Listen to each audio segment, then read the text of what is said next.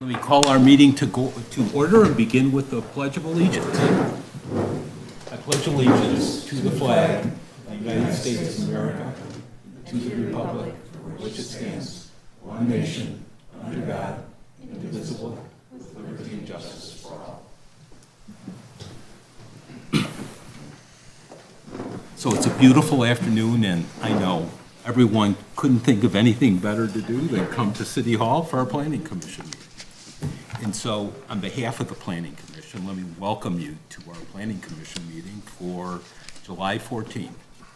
Sort of like the last day in a month that this could be, because it's the second Tuesday. So if it's the 14th, I guess you could deduce 2 times 7 is 14. So anyways, so welcome aboard.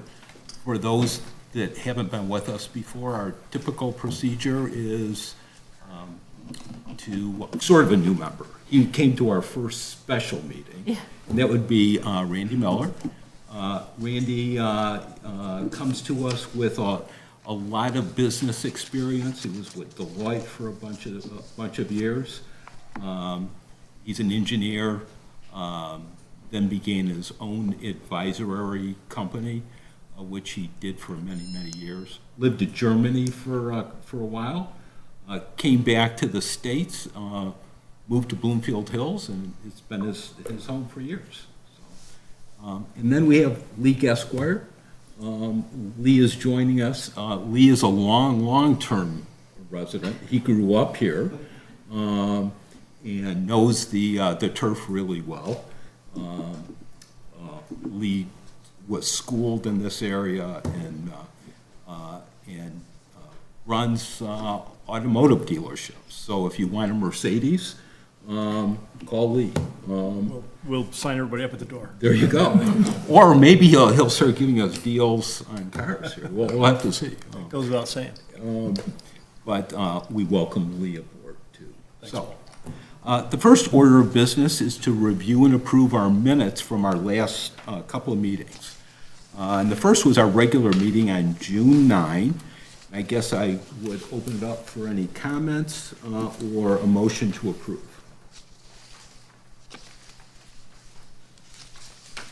Motion to approve. Okay. Second? Second. Okay. All in favor, say aye. Aye. Any opposed? Okay. Second is for a special meeting that we had on June 18th. And I guess I'd open that up for a motion to approve or any comments. Motion to approve. Second. Okay.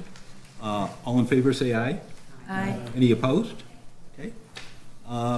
First item is the Planning Commission will consider the request of the property owner at 63 Scenic Oaks Drive for approval to install a fence in the side yard. Good afternoon, everyone. Jill Boehm, planning consultant with Giffords Webster. Have been, just for our new members' benefit, working with the city since 2017, along with Eric Peach and Ian Hogue from our office. We have 3 items tonight, and maybe not coincidentally because of the heat outside, but they're all related to pools. I thought it was great as we were pulling this agenda together. So the first one is 63 Scenic Oaks, and we'll jump right to it. This project is for a pool fence. This one has just about 37 feet in the side yard of the property. So again, for our new members' benefit, we typically go through a couple of slides. We'll give you the location, the highlights from the review letter, and then we'll ask if you have any questions of us, and then we'll have the applicant typically come up and fill in the colors and the details and answer other questions, maybe from a design standpoint that you might have. So here we have this pie-shaped parcel on Scenic Oaks. It's zoned A6. It has one standalone single-family home, and there you can see it. A little bit bigger picture location here. We also include the yard map. This is our big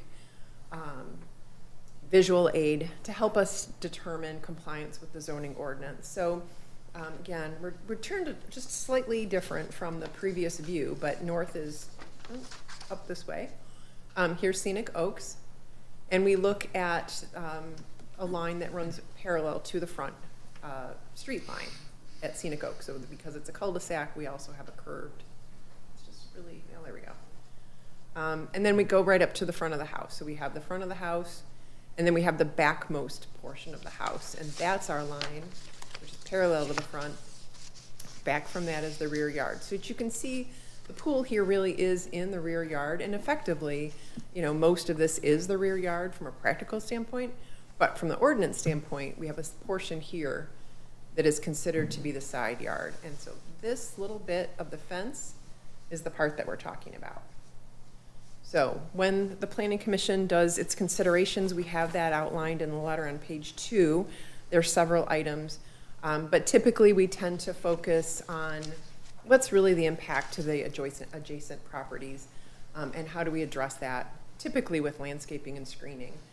So again, we're turned a little bit different. Now we have north is over this way.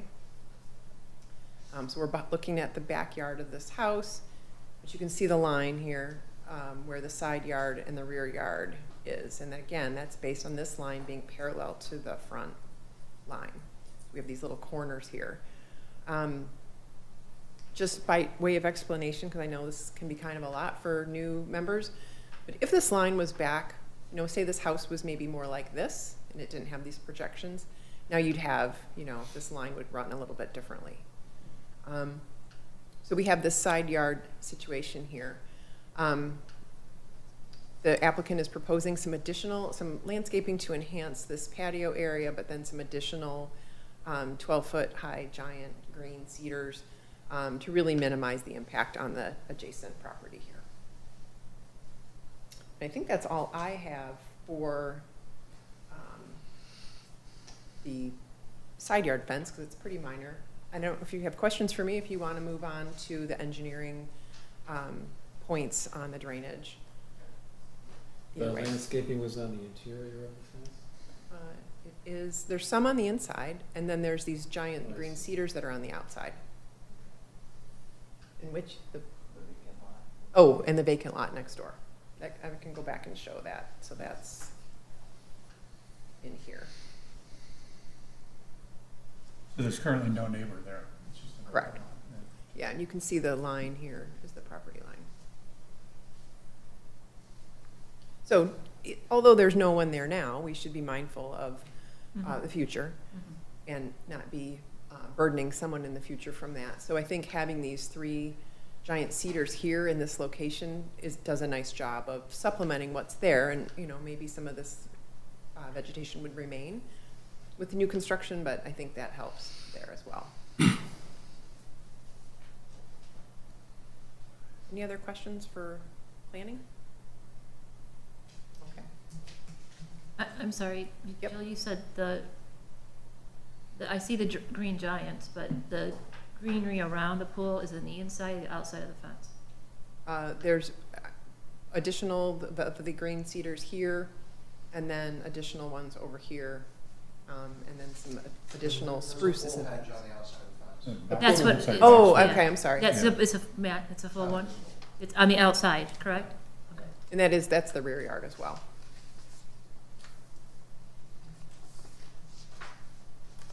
I think if the dashed line is the setback line, so this part back here would be considered your required rear yard, and then this part is your non-required rear yard, and that's where the pool is supposed to be, and that's where it's located. But the fence can go anywhere in that back area. And does the boxwood come up to the top of the fence? Yes.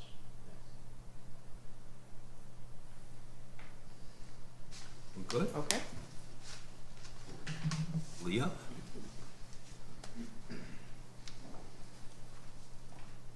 Good afternoon. I'm Leah Michaels with HRC. We complete the engineering reviews for the project. Engineering, we focus on utilities in the area. We also look at proposed grading to ensure that they're not proposing changes in topography more than 2 feet, either filling or cutting the land. And then one of our main focuses is looking at how stormwater will be affected by the improvements that the applicant is suggesting. So a lot of the slides that I share show what the stormwater improvements are that are proposed by the applicant. So for this specific property, they are proposing a leaching basin in this area. So I do highlight areas of swales, so those are kind of lower areas in the grass that will help to bring the water, direct the water to where the applicant would like it to go before entering into storm sewer or neighboring properties. The goal is that homeowners maintain as much runoff as they can on their own site. So we often use leaching basins, which are large openings in the ground. There's a detail on here that has stone around it to really absorb the water, let the water penetrate back into the ground before it leaves the property into neighboring properties or into private and public storm sewer systems. So the applicant will propose what they want to do, and HRC, as the engineers, we review to ensure that, given the magnitude of what they're adding, that their proposal fits the new runoff that is proposed. So for this one, we are comfortable with what they are proposing. And then there's no other items as far as grading or utilities. We also look at retaining walls too. That's part of our review. So no other items for this specific property.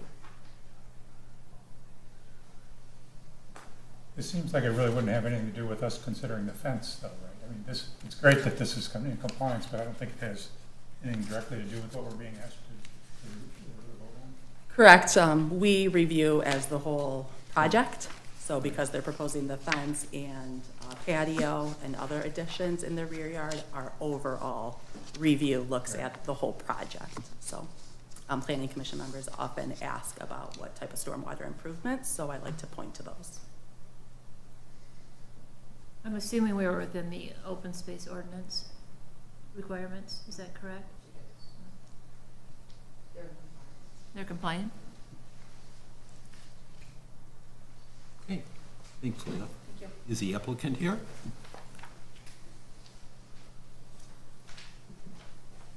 Good afternoon. My name is Matt Mosier with Mosier Design Landscape Architecture. Really a straightforward one in my opinion. So there's no other place to tie this fence back into any further out from the house. So naturally, this makes sense. And like always, we proposed adequate evergreen screening, although there is no neighbor. And like always, working with the city and you guys to make our requests as reasonable as possible. So I'm not going to go into a ton of detail on this one. I think it's fairly straightforward, but I'd be happy to answer any questions.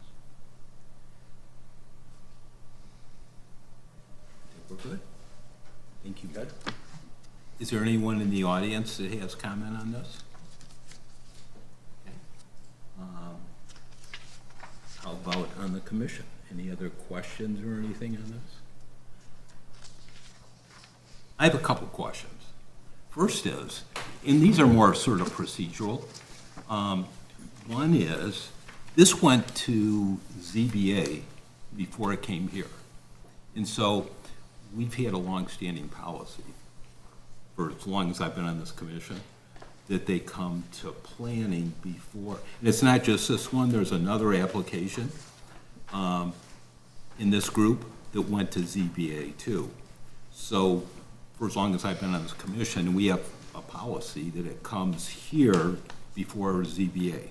Well, I don't know of a policy, but I do know that the last time I was here, it did cause a lot of sort of misunderstanding about what the planning commission was looking at in particular.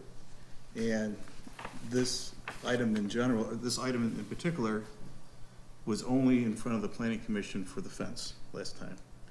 So, you know, we wanted to make this legally compliant or a legal issue, resolve all those variances first, and then bring it back to what the planning commission was originally looking at and would look at now to make it just a easier sort of approach. It's fair, but I mean, and I don't want to, I guess, dive into details. I mean, this is our planning policy. And Yeah, it's- that's an administrative policy that I created. Well, I mean, we've been doing this for 17 years, as long as I've been on this, so, but, I don't know if that's true. well, I just kind of looked at it as, that's fine. I guess I'm I'm raising, happy to talk to you about it afterwards. okay, Yeah, I just, absolutely. I was curious. Yeah, sure. Okay. Yeah, it is a change, yeah, I think it's a good change, but I'm happy to talk to you about it. Okay. Yeah. So, with respect to the pool, in that pool house, I did want to make one point, because there was discussion about that pool house when this application was in front of us the first time. Yeah. So it was regarding the fence, and as that issue surfaced, then several of the commissioners raised issue about whether or not there was something else that should be considered with respect to the master deed. And I think it's important to realize that, and I've always maintained we should, and I just thought for the record, we should understand. So, and I'm just going to read this into the record. What ordinance are you looking at, sir? This is section 24-245. And this applies to all condominiums, residential condominiums. You can have office condominiums too. But what it says under item 1 is, it says the application for site plan shall include the proposed master deed. Then it goes on to say the master deed shall be reviewed by the planning commission as deemed appropriate with respect to regulations by the city, including without limitation, ongoing preservation and maintenance of drainage, retention, wetlands, natural areas, common areas, maintenance, and so forth. And then at the end, it goes on to say, the last paragraph is, so once a master deed is approved, and a master deed isn't just the language. With every master deed, there's an Exhibit B. And the Exhibit B to the master deed includes a site plan. So the site plans that we approve, that's in a master deed. It's the Exhibit B to the master deed. And so when you change that, that's a recorded document. And in this particular one, I went back to the original approval for this. And one of the issues was the 100 feet. And in fact, at the time, the city attorney, Bill Hampton, he indicated the master deed must be provided to the city attorney as a condition of approval. Was that approval for the full site plan? Pardon me? Was that approval for the condominium site plan? Yes, yep. And So the difference here, I think, is that Well, they if- removed the pool house, so they. I know, and I understand that, Dave, I just, because it, Can I clarify the second point, though? Sure. Is, because you read the ordinance, but the ordinance really has to do with the full site plan. So when folks want to come back to get a fence approved, that's not a full site plan review. so in this circumstance, so my point is, Okay. I, Just wanted to clarify that. I agree, but Okay.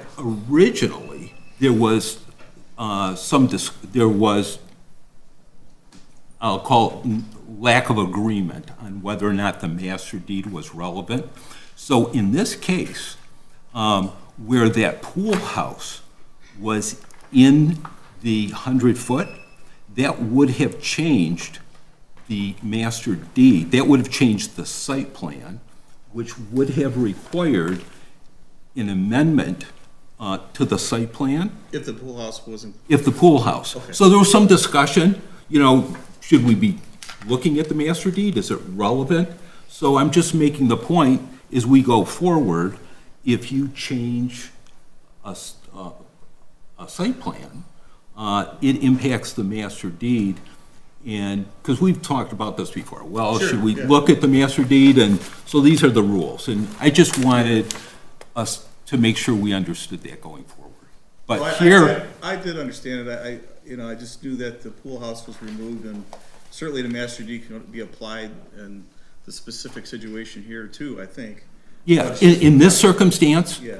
unless there was some provision in their master deed, which would almost be, unless the city stipulated there were no fences permitted in this subdivision, and that was part of the master deed, this is a simple request, just as we're treating it. So we're doing this the way we should do it. I think Because- we're on the same page. Yep, And okay. I hear what you're saying. Okay, Yeah, absolutely. so those are just 2 points Sure. I wanted to offer. There's no other questions or anything, I guess. Is there a motion, or? I'd make a motion to approve the proposed fence as submitted in the pending application. Second? All in favor, say aye. Aye. Aye. Any opposed? Perfect.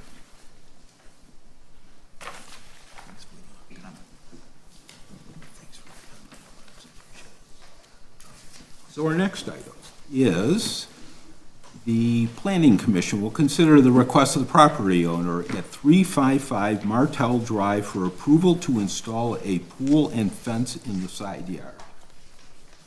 Another pool. Jill, you're on again. Another pool. This is for the pool. There's a portion in the west side yard and then the pool fence also. Again, locating us. Here we are on Martell. Is our subject site.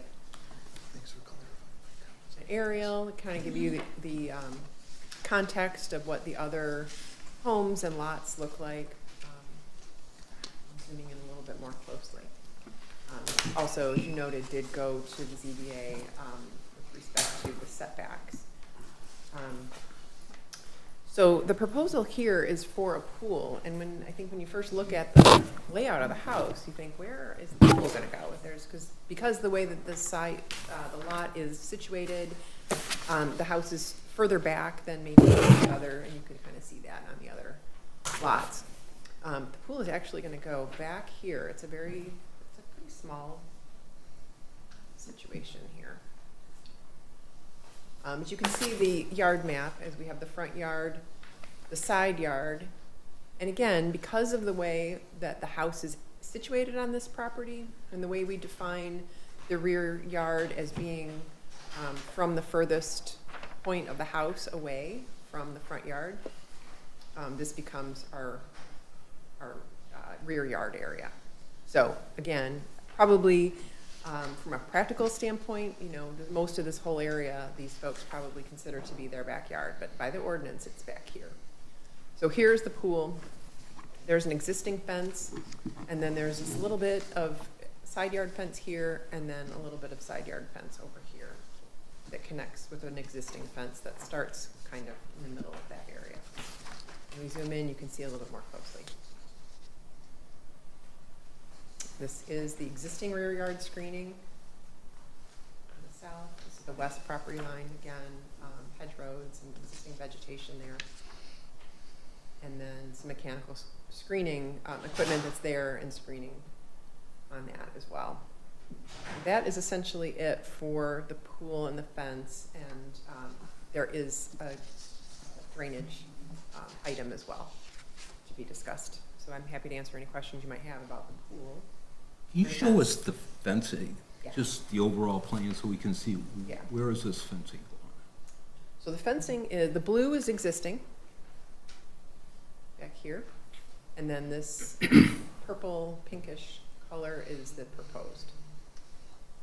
What purpose does the blue fencing that's existing serve currently? That- Want me to answer that? No, The no. neighbor's yard's fences. Okay, Yeah, actually, back. we'll come to you yes. when it's time. Right, so those would be for back here, and then in this area, and then over along this lot line. But none of that's existing now, The right? blue is, yes. Oh, Blue oh, fence. that's all there. That's all there, But that's not owned by 355 Martell, it's owned by a correct, it's the different. neighbor's fencing. So they're tying into the neighbor's fence? We can ask the applicant to further, Sorry.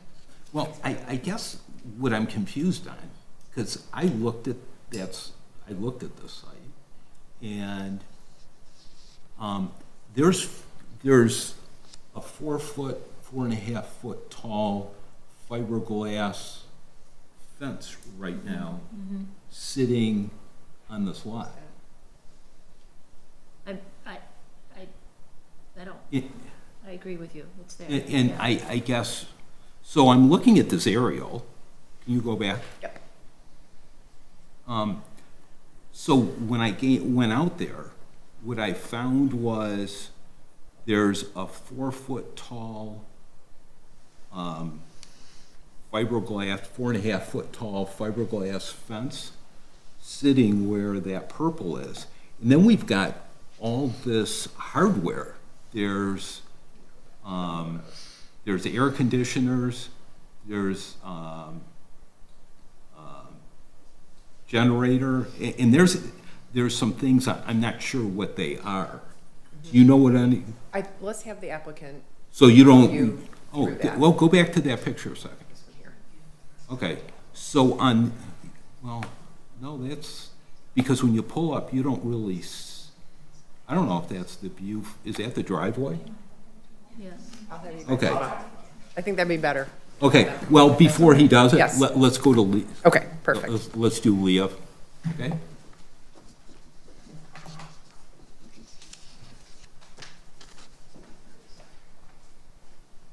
Okay. Similar to the last applicant, this one we focused on drainage related to the new pool, which is kind of tucked in where their existing patio is. So it is replacing some existing patio. I believe this is the line of where the current patio goes. So the new pool is kind of getting tucked in there. So with this addition, the applicant is proposing a leaching basin, which we have the detail here. Again, very similar to other ones we've seen, an area that additional stormwater can collect in before running off the property.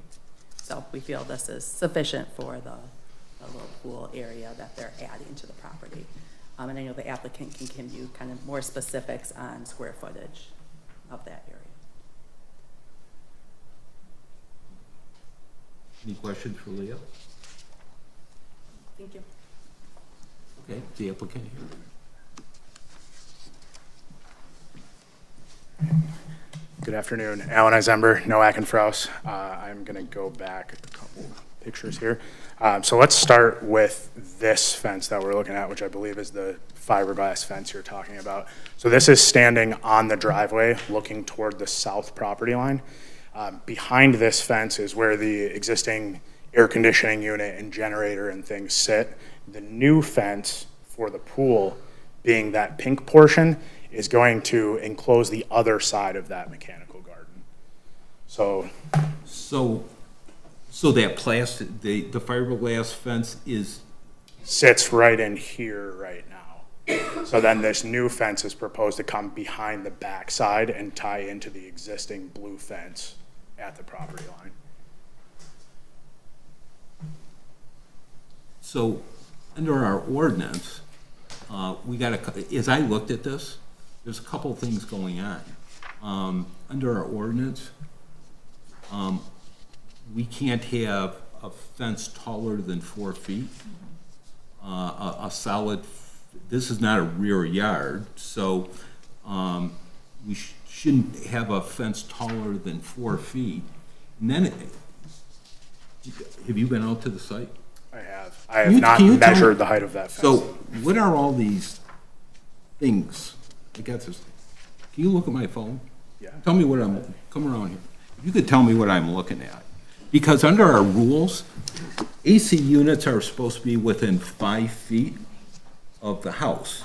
Or generators, AC units, it's all supposed to be within 5 feet of the house.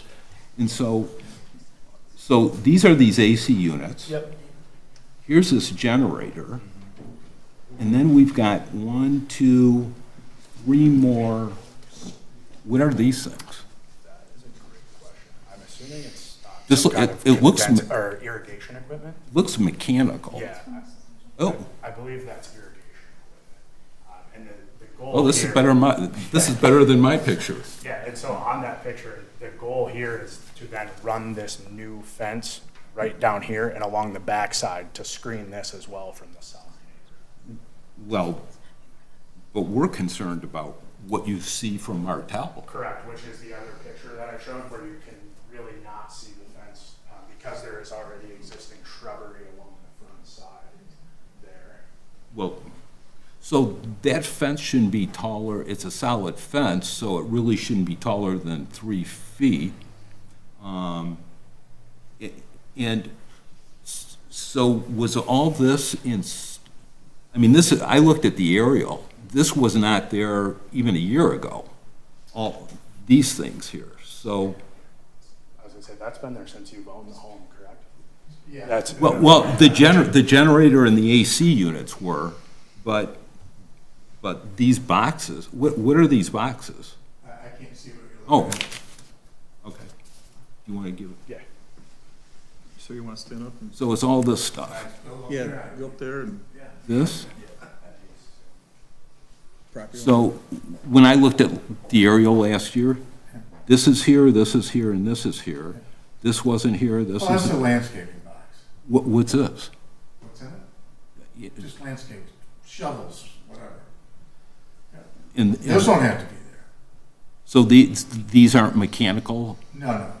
The only thing that's mechanic, what you can't see is there's a pump over here for the pond. And those are mechanical. See those things coming up right here? Those are a couple of posts and mechanical. I don't know what they are. So they're all for the pond that's right next to it. So, But this all existed long before I got, this fence has gotta be, I'm gonna guess 10 years old. this fence? Yeah, gotta be 10 years old. It's very old. I guess, And these. I don't know, I this saw is all these been there on, a long time. I don't know, I saw this, I don't know, I saw this, I didn't go back, I went back a year on the aerial. I mean, this looks like, this was a new fence, this looks like. Not even close to it. I don't know when they put it in, I didn't do it. It was the old owner. So what do we do here? Is this a code enforcement issue? Well, I guess he's looking for I don't know. I guess I'm looking at we're here to approve a fence? I'm sorry, just for the record, so that Amy has it, could you just state your name and address? I'm sorry, sir. John First, 355 Martel. Okay, Amy, you got it? All right, sorry. Okay, thank you. No, that's okay. So I guess to your question, Dave, I don't know, I guess I looked at this and that's why I asked, well, I wanted to see the fence. Sure. Because when I came out to this, I saw this fence and I thought, gee, this fence is already built and it's a violation of, I mean, this is a violation of ordinance. Plus all this hardware sitting here is only supposed to be 5 feet from the building. And it's 20 feet from the building. And so I'm just sort of wondering what's going on. And so, and I don't know when all this was installed. So we're approving a fence, but we have a fence and it's in violation. So, I mean, this is almost, we've got a couple things going on. Really, you almost have another ZBA item here. Because we've got a 4-foot tall fence and we've got I don't know when all this was put in. Can I touch on that? Sure. We are the other project that went to ZBA before coming to Planning Commission. Okay. So that mechanical garden, which you can see part of the site plan had pool equipment going in there as well. That was all approved as part of the ZBA meeting last month. And there was a previous ZBA meeting for the hardscape surface, and I believe that mechanical garden back in 2016, correct me if I'm wrong, Eric? Wait, let me back you up. So there's more equipment going in where this is? Yes, but that was part of the ZBA approval. The pool equipment's going in there too, according to the ZBA. So I guess this is approved, but I guess I'm looking at this and, I mean, Are one you of. looking to modify, maybe as a motion, to modify what the existing fence or do something with that in order to capture the new fence? Is that what you're thinking, or? Well, honestly, Dave, I'm not sure because this is new information. I just heard him say all the pool equipment's going in there, so the AC unit, and I wasn't sure what these other boxes were. Now I know they can be moved. I thought they were mechanical boxes. But, so, all of this, and I don't know when any of this was put in. If someone, and I heard what the homeowner said, and I'm not here to say anything different.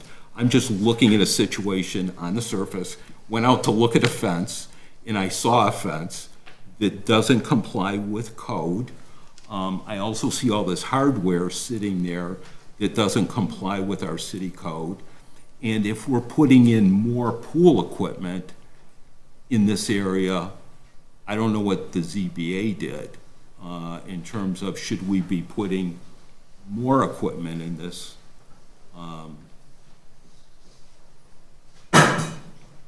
I mean, if they, Is it a screening issue that you're looking at, or? well, I guess the fence shouldn't even be there. If I may. Yes. There is an exception for fences in the side yards, specifically for screen generators or air conditioners. Walls, fences, or gates of a solid design required screen generator or air conditioner. But what it also says is they're supposed to be within 5 feet of the building. This is just the fence portion. Right.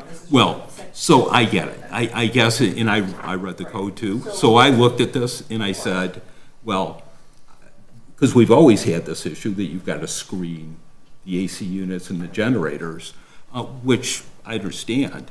So the rule is you got to screen it and you can put a fence around it or do something, but it has to be within 5 feet of the building. Right, so what we may have is a non-conforming mechanical unit or two. If this is for the pool, or the pond. Pond looks like it's been there for at least 10 years, to your point. I did look at historical aerials. So there is, I can't see whether the fence is there, but there's definitely a pond, and there looks like there's a structure there. So if that's an existing condition, and if it's not conforming, I think the question would be, often we're trying to bring properties into better compliance with the code when they're doing a project that's related. I guess the question would be, do you think that this pool on the other side of the yard would be something that is triggering this situation to be addressed? So Jill, as I'm looking at it, I'm looking at the pool. That's sort of a separate issue. The pool is the issue. Well, actually, so I guess I look at this, guys, and if you're asking me as a planning commissioner to go out to a site and look at something and see air conditioners and generators that are clearly out of ordinance, a 4.5-foot tall fence that's clearly out of ordinance, and then ask me to render some kind of decision on a fence behind the fence and the equipment that's out of ordinance, honestly, I'm not comfortable doing that. And I guess I look to Mark. What do you think here, Mark? Well, I guess the initial question is this truly a legal non-conforming situation? I don't know if the applicant's aware of of how this was installed. Was it installed pursuant to a permit? Was it legally installed? If it wasn't legally installed, there's no nonconformity. Well, the next part of this is we're putting a fence in a side yard, and then you even have to wonder, the fence is there to enclose a pool. And to enclose the pool, you don't need the fence where we're proposing it. You can enclose the pool a different way. So I'm just trying to get down to, instead of piecemealing this and saying, I'm going to have blinders on and not see all this other stuff. If I could, yes. More clarification. So, as the applicant noted, the ZBA approval included the pool equipment, which is in the same location as, so the ZBA granted their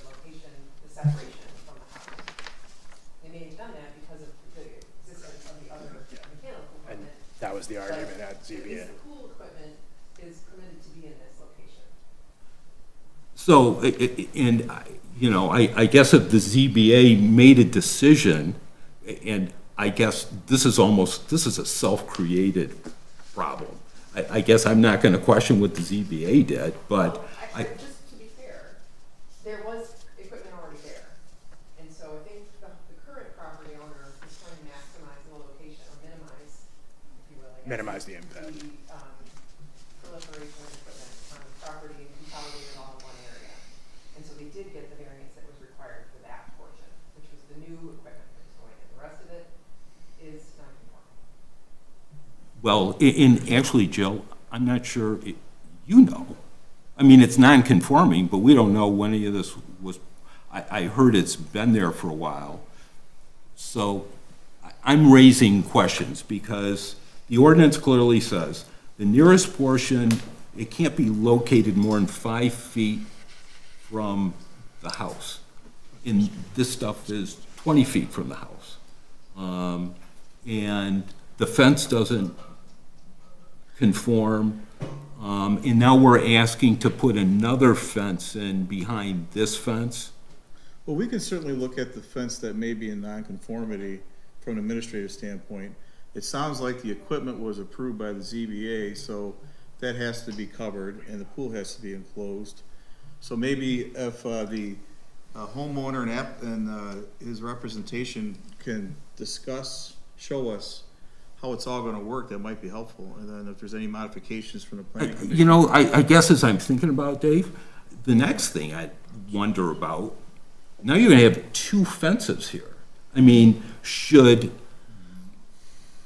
right now, we've got a fiberglass fence that's 4.5 feet tall that you can see from the road, and then we're putting in a fence behind that fence. So should we have one fence? And can I just piggyback that, does the city have a policy on tying into other fences owned by others? Because, No. you No know, policy on it. what do we do in the situation if the neighbor who owns that fence pulls it out? Yeah, they have to work that out. That's not something we get involved with. We don't get involved with tying into the other neighbors' fences. So what is the Whose applicant? fence is it, I guess? The neighbors. There's 4 different houses that have fences along the back there. Okay, there's 2 behind and apart, and there's 2 on either side. Those fences already exist. They come right up the side of the house where I'm proposing to go into. Right to the end of the blue there and the end of the blue here. And the Yeah, end of those this are 4 one is different- actually on this. Not only are there 4 different fences, there are 4 different kinds of fence. They got a link fence. I can't believe this was allowed to begin with, but whatever. It is what it is. There are 4 different types of material coming along that side all the way around. And I think only, you mind if I get up and show you? Please. This section right here is the only section,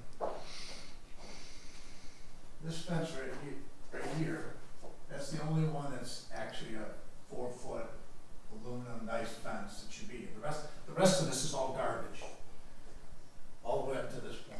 Well, which kind of begs the question, I mean, you're here on your application for your fence to enclose your pool, and I'm wondering, and maybe the city attorney has a comment on this, that shouldn't we be looking at a fence that you create throughout the entirety of your property, on your property, and not tying into somebody else's mishmash of fences? Well, then their fence is gonna be butt up against my fence.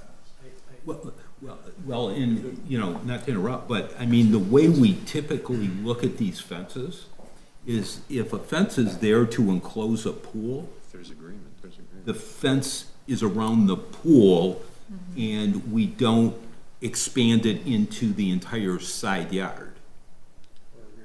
I mean, Or- every one of these are expanded in the side yard all the way around the house, so. Are those other fences permitted, the blue ones? Are they permitted, or did they just happen to appear? They all have pools, they all. Say there is a pool Those here. would be their rear, to your question, those would be in their rear yards looking at this. That don't have, so the fence that runs along this line on the back acts as the pool fence for this pool and this pool as well. It So- sounds like if they were put in today, they would be non-conforming. Yes, But at the time, they probably will conform. yes. So I'm going to summarize my points then.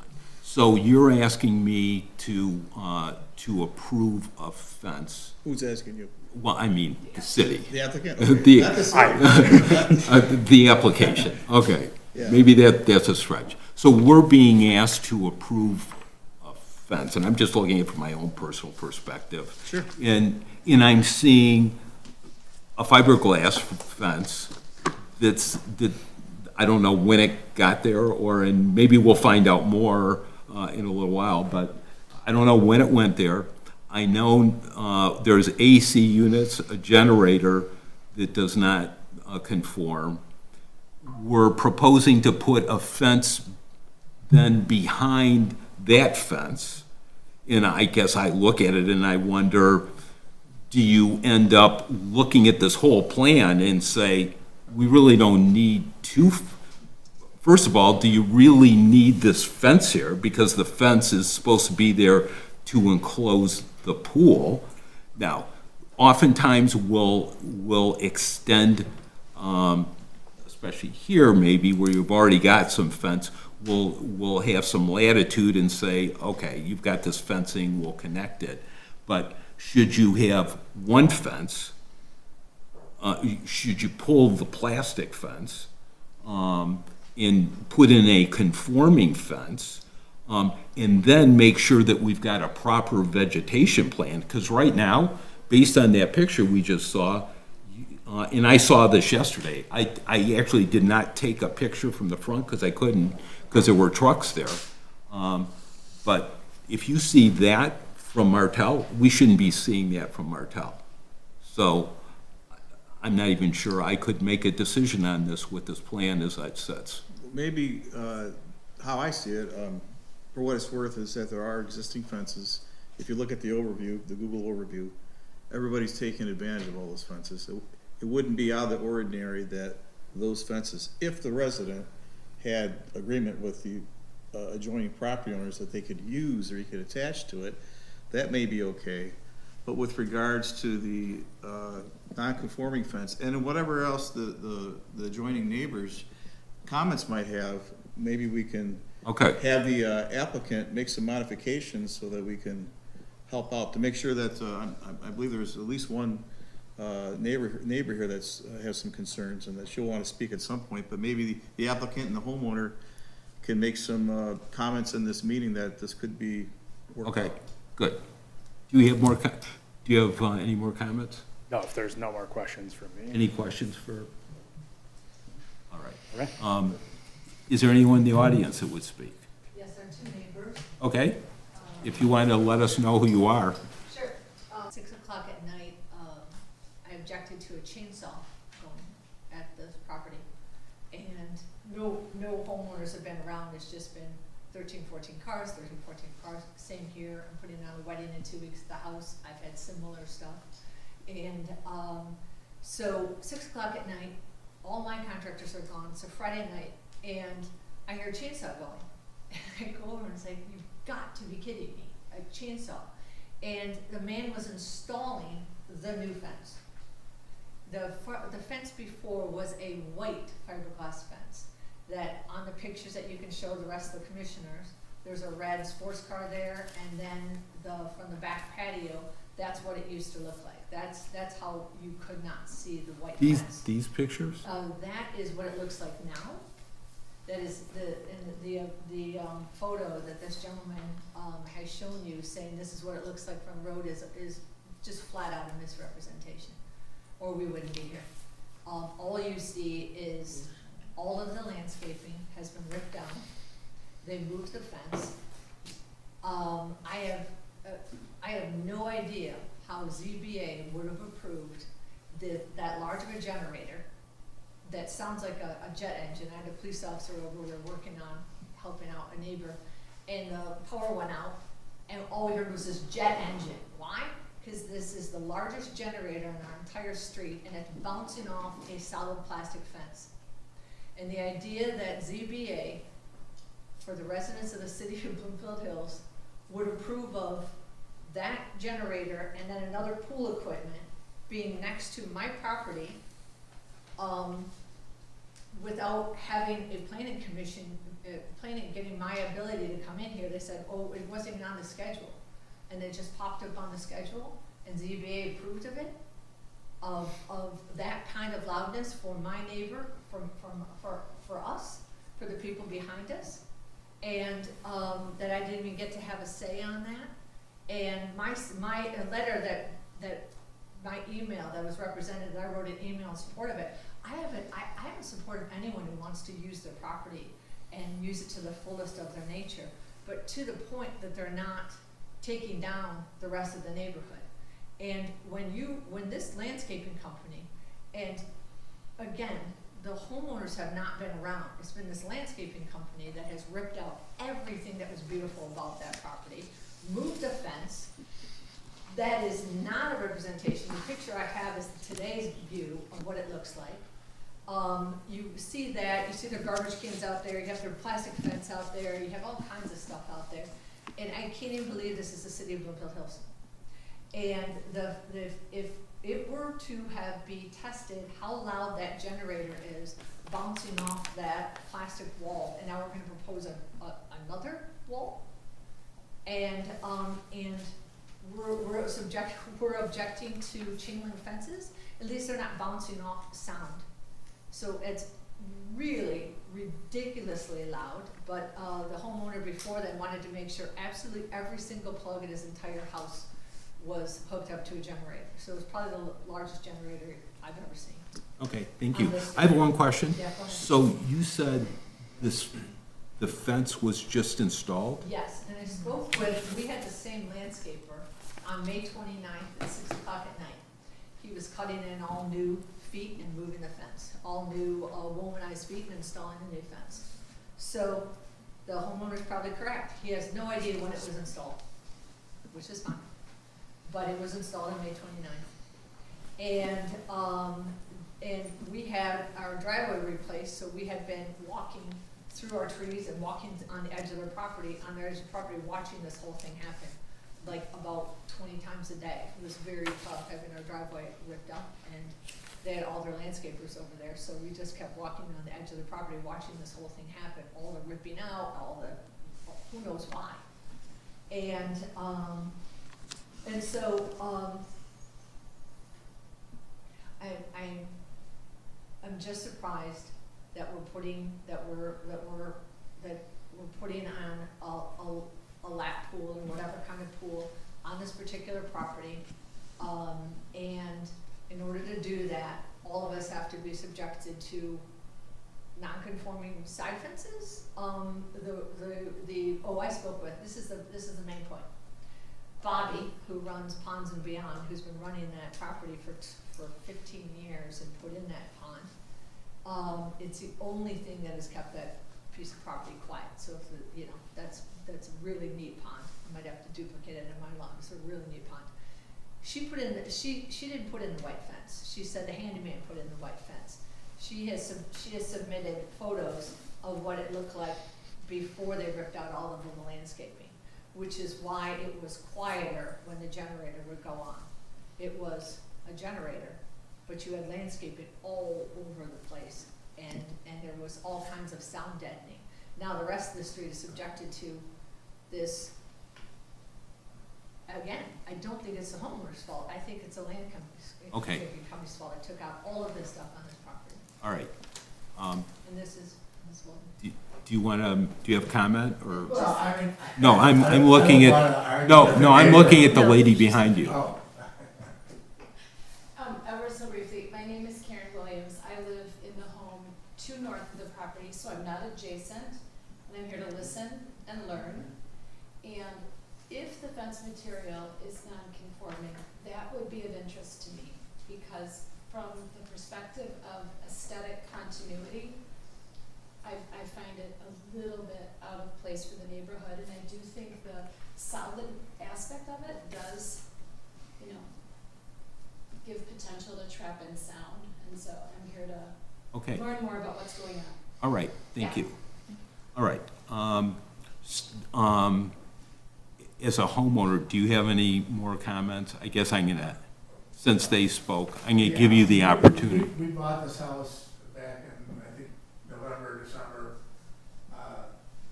The house has been being worked on since we bought it. We were in Florida in the winter. And nobody's put in any new fence. That's just not true.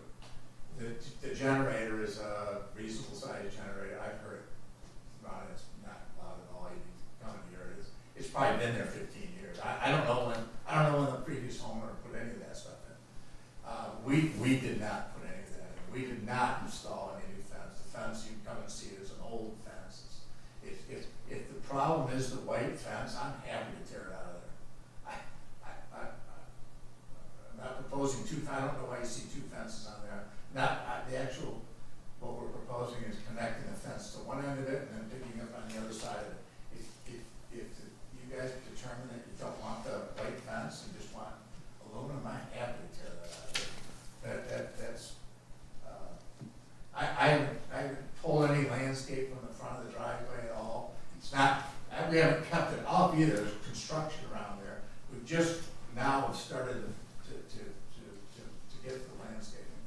But, yeah, so. That's what it used to look like. I guess that's all it is. She's saying. Dave, but one thing I'd mentioned, that there's comment about noise. There's a provision in here that. 65 decibels? Maybe the Yep. fence was covered Yeah, I up know before. about There it. you go. Yeah, Brand new. and Looks so brand new. we can have our Those look pretty building good. official This- test that. That makes it look Can I, brand new. may I ask you, sir, the generator, that's not, you didn't install that? Kind of, And it's been there? yeah, it's been service based. I mean, there's service records and, And when you went to the ZBA, you had some approvals for mechanical equipment? yeah. And what mechanical equipment was that for, just for the pool? It was for the pool equipment to go To be in added into existing that. mechanical garden. And so the mechanical equipment that you had approved for the ZBA would go right by the generator? Yeah. And is that plastic fence, was that meant to be a barrier for the? No idea. You have no idea? So it sounds like the generator was there, that they got approval to have the equipment near that generator, which kind of makes sense. You don't want to, I think you want to maybe locate it in one location. I guess there has to be a decision on how they're going to screen it, because that's part of the ordinance, they have to screen it. But they can use, in our ordinance, they can use both, like an evergreen screening, or they can use a solid, a purtisement, or whatever the term is. So they can use a solid, they could use something like that to screen it, and that would be compliant with the ordinance. So, again, I think if they have some cooperation with the residents to attach to these fences, and then if they're willing to make some modifications to help the residents, next door resident, if there's. Can you, pull up the larger scene on the subject site? It's a little, I would say, misleading, what this particular gentleman is asking the city commissioners to approve. Right now, you have a cream color, not white, the original fence. You have a cream color plastic fence that they are asking to have extended farther into the side lawn to connect up to my No, fence for no, their. ma'am. Actually, It's the- exactly, because I live there. Right, no, the proposal, that's this one here that goes, tucks around.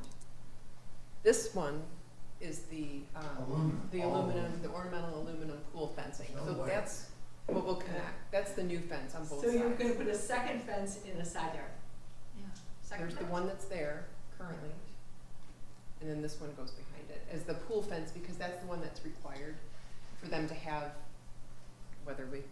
that's another story. The 4-foot high fence is for this pool security specifically. We can gladly make it one fence if we It could want. be one It fence. could be one It's gonna have to be two fences. So it sounds So like they're it willing sounds to like- remove Right, the, so if the that, plastic fence, put their own, metal fence in, properly screen it, but then you're gonna have to do something about the noise. You're gonna have to do something about the, not necessarily the noise, we'd have to see if there was a noise issue. But, you'd have to have the appropriate screening, so that's. that would mean more screening on Do this. you have a screening to show? Is that part of the? The plan was to You use had- the existing screening along the Right, front. so you have this, that would be from the driveway, or looking, Yeah, right? and that was taken May 8th. Yes, So that may be something that you would want to see. So to move this forward, let me just make a couple of comments. Sure. So what I'm seeing then, so now we've got on the table, there are 2 fences. I don't think Catherine understood that. So there are 2 fences. We shouldn't have 1 fence. Now we've got 2 fences. There are a couple issues. And to your point, Dave, yep, we've got to screen this hardware. And the requirement is to screen it. And there's a couple different ways you can do it. It's got to be a foot over what's out there. But we're screening it with this plastic fence, which I can see reverberates sound. If we tied in this new fence and extended it over, then you're gonna end up with more fence in the side yard, which I don't know is a good thing, because that plastic fence right now is in the front. So you've got, this is all plastic fence. Well, it's actually, Jill, it's in front of that. So I think what you really need to do, what will take care of the sound, is you probably ought to get rid of the plastic fence.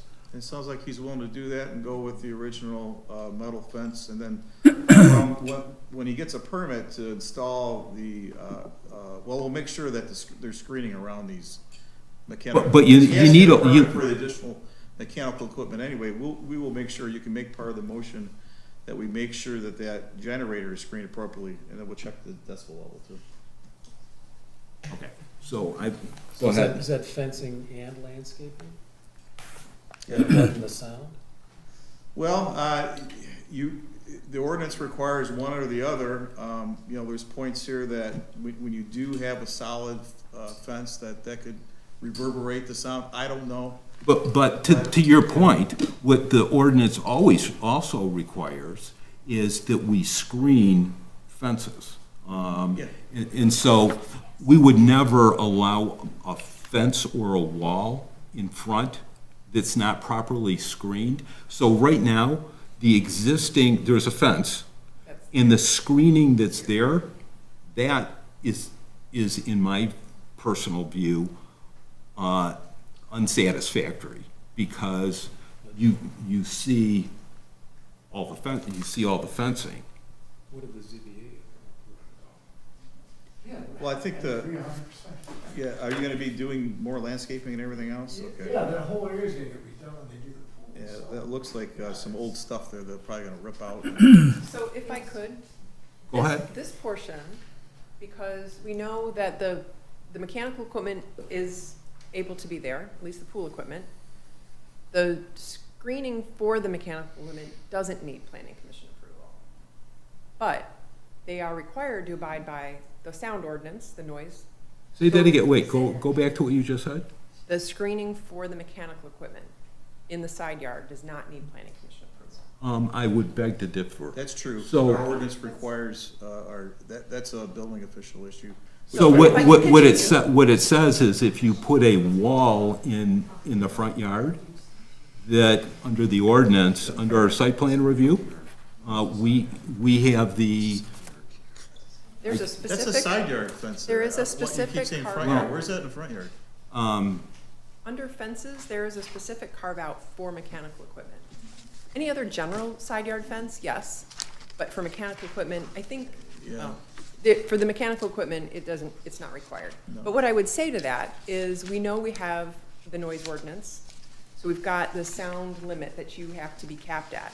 So whatever you need to do to that equipment to affect that compliance, you're gonna have to do. So whether maybe it's not the vinyl or the fiberglass, maybe it's a brick structure there that's gonna absorb and block that sound a little bit better. Whatever you need to do, you've gotta comply with the ordinance.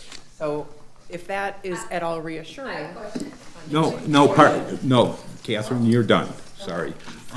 What the ordinance says is, the planning commission may further require landscaping, fences and walls. What ordinance are you looking at? This is under site plan review. And do you have one up? Site plan, this is not a site plan review. This is not a site plan Section review. section 24 dash. 24-242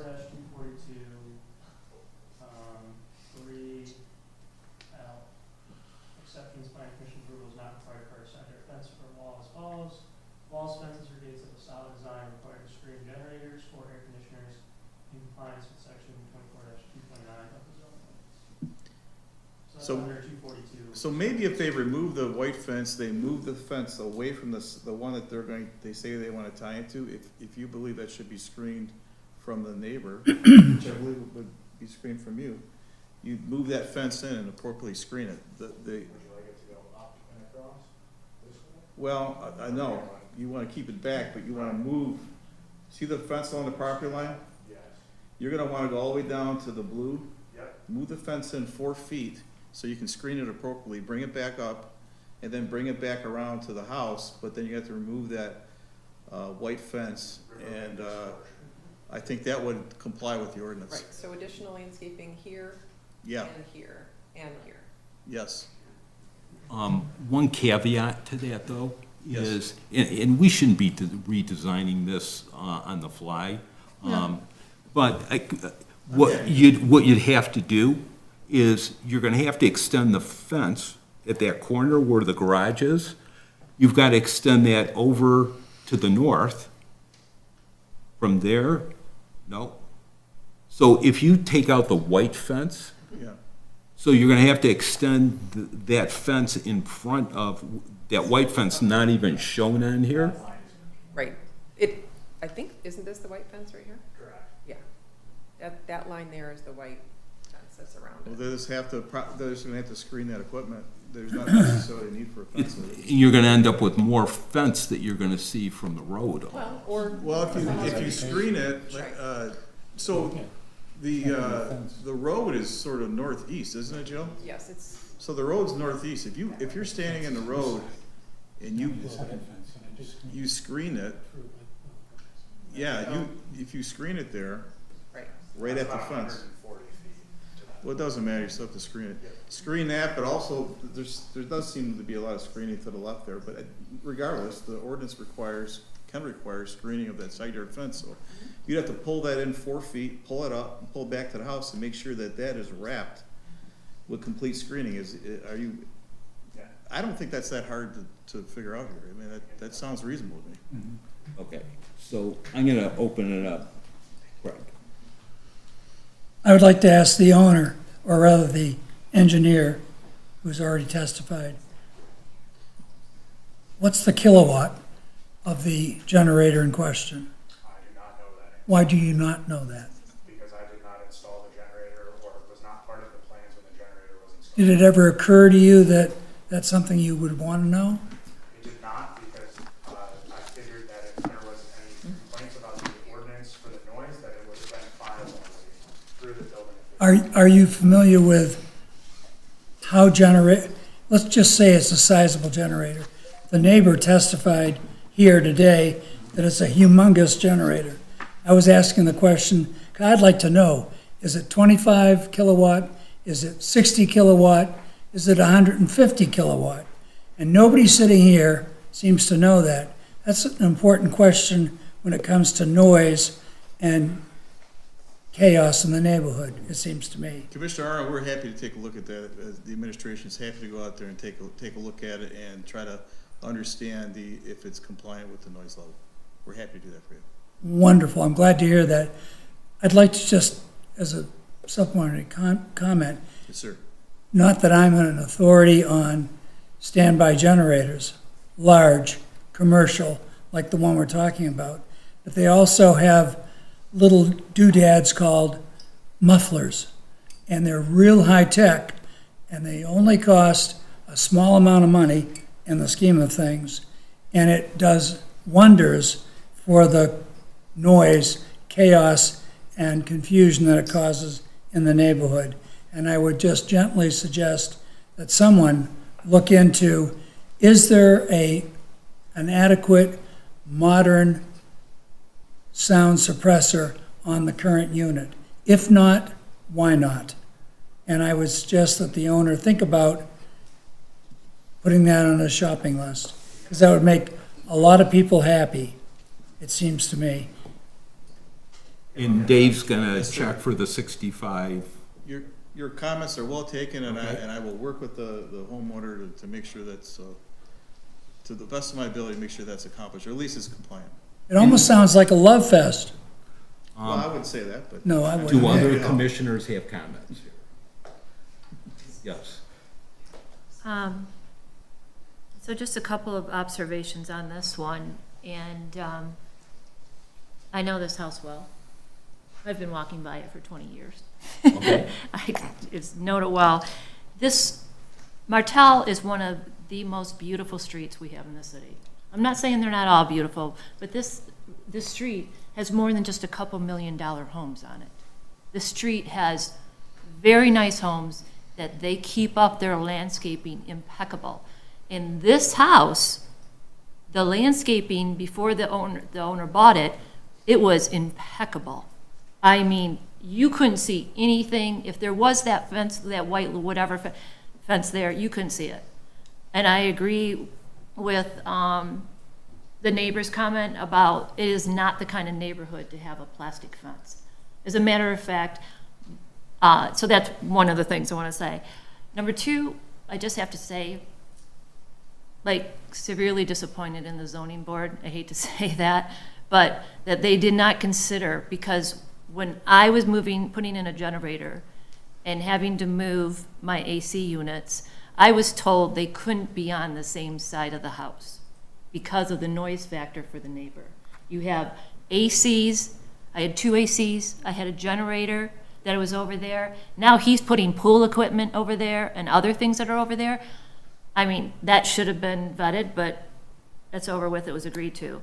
I also think that Commissioner Gasquire's comment about the fencing, who puts up a fence and doesn't even talk to the neighbor and just says, I'm going to use your fence to protect my pool? Maybe the city doesn't have something like that, but you should have been working with all 3 of those neighbors and saying, hey, can we work something out here? Because, you know, you're asking for us to make this exception. That fence is supposed to be at the corner. If you want to stay in compliance, it's supposed to go from corner to corner of your house around the pool. You're just using the neighbor's fences. I'm sorry, but that's kind of, I personally, with the fence before, out in front, the fence been back, and working this out, my suggestion, and you're probably not going to like it, but is to table this and have them come back with a very succinct plan. We know the decibels of the generator. You've talked to the neighbors and you've worked out something to connect your fence with theirs, and you show us a very detailed plan how you're going to lower the decibel, the noise factor. I want to entertain any other comments or questions on the commission. Yeah, I just want to, I support what the mayor just said, and further to that, I'm still unclear about the ability to tie into other property, that being the fence, fences owned by others, and whether that's something that we can approve, or approve with condition that in the event that the neighbor decides to pull down their fence, that the applicant here, enclosing its pool, has to at that point construct another fence. Come back here for? You would have to, you would have to put that in the motion. As far as tying it into it, I mean, you could put a fence right next to someone's fence, you're not touching it. That's not. No, I know, but that's not what this But that application is. You had doing. asked that question to me before, I didn't get a chance to answer you. Okay. The way I see it, if they want to use the neighbor's fence, they're welcome to do that if they have consent and agreement for that. And part of that agreement should be, if the neighbor takes down their section of the fence, that they're gonna be responsible for putting up a replacement. Yeah. I mean, that's something that can be done by agreement. I don't see anything wrong with co-using the fence. It sounds like the 3 existing properties are already doing that. But there should be some type of an agreement demonstrated. But we don't have that in front of us now. I have not heard it yet, so. Okay. Thank you. Other commissioner comments? Okay. Susan, did you want to make a motion? I guess because I suggested Mayor? it. Yeah, that's okay. And just, I know you were saying it out of frustration, but I just, for the record, no resident ever is done talking. So, Catherine, I know you were just saying that, you said you're done. Well, yeah, I know well- what you were saying, but I just wanted, for the audience and for Catherine everything. used to be on the planning. Yeah. Before you motion, can I So. just make a couple more points real quick? Sure. Okay. Just want to make sure that we're all on the same page. So we are willing to move that fence so that we get rid of that white plastic or tan plastic, whatever color it may be, and do the iron fence around the enclosure and screen it additionally. I want to make sure that we're agreeing to that so that there is the possibility to not get tabled and to look at what we're here for. Because the two requirements of the planning commission per the letter were the pool fence approximately 101 feet in the side yard and the swimming pool, the portion in the west side yard. There was no motion for planning commission for any of the generator equipment or screening or anything else because it had already gone through the ZBA approval or was an exception in the ordinance. So I just want to make sure we're all on the same page with that. Well, what we don't have is the permission from the neighbors to tie into the existing fencing. So Understood. That could be a condition of approval if that's what you would like, or I don't want to sway your motion one way or the other. I just want to make sure we're all on the same page. As far as the generator too, it's, with all disrespect, all due respect to everybody, it's speculative if that's even an issue. We don't even know if it's an issue, if it's above the.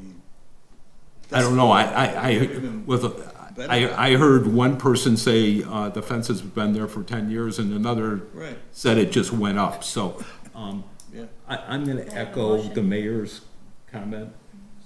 Do you wanna make your I'm not sure what I would approve here, anyways. That's my problem. Yeah, thank you for it, and we normally don't like to do this, but I think in this given situation, that we table this, so I would like to make a motion that we table the request of the property owner at 355 Martell Drive for the approval to install a pool and fence in the side yard for the following reasons.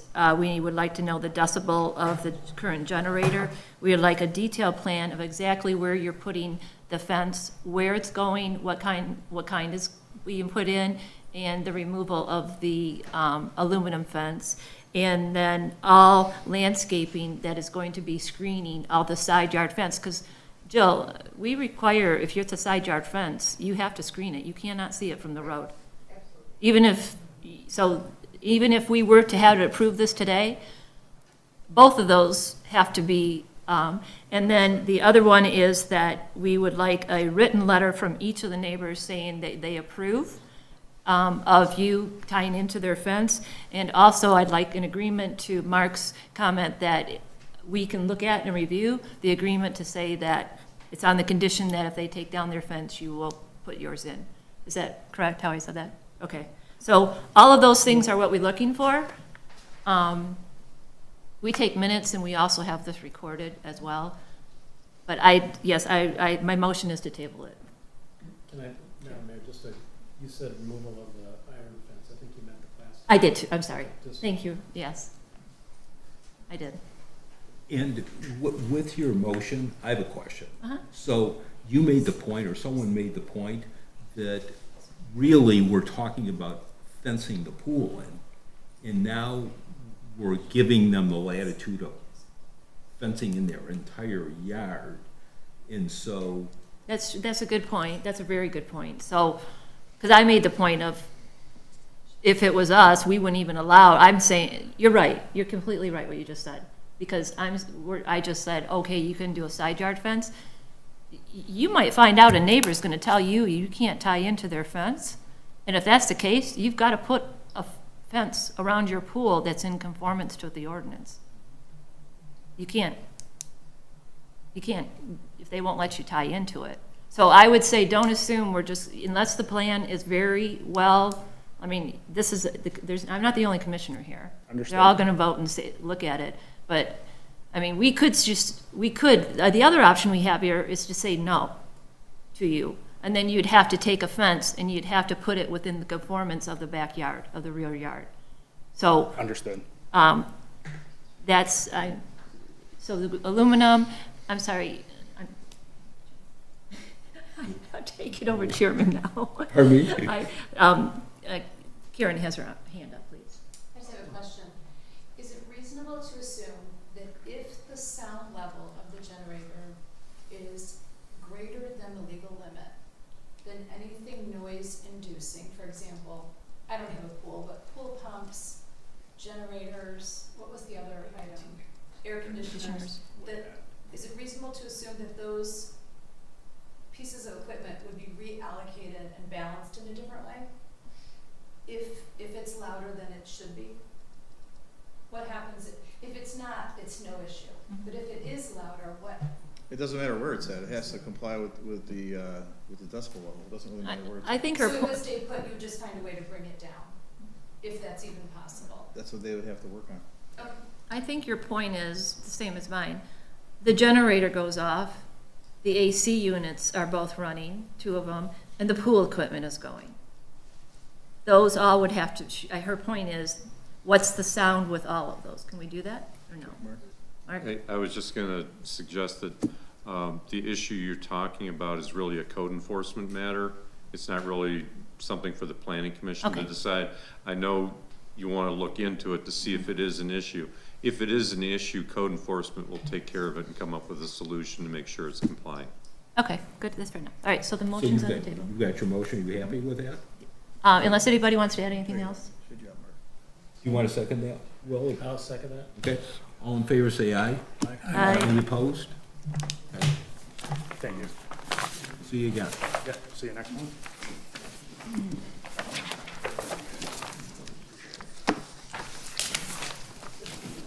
So the next item on our agenda is the planning commission will consider the request of the property owner at 1290 Orchard Ridge Road for approval to install a pool and a fence in the side yard. It's another pool. 1290 Orchard Ridge Road. You can see that here. This is the A1 zoning district. The request is for approval of a pool and a fence partially located in the side yard. So here we have our map, yard map. We have Orchard Ridge Road here on the front. We have then the front yard, the side yard, and then this is the rear yard back here. So the home sits back here, the new home, pool, and then a pool house as well. The fence, so the pool is partially in the side yard, and then the fence is also in that, on this edge, in the side yard.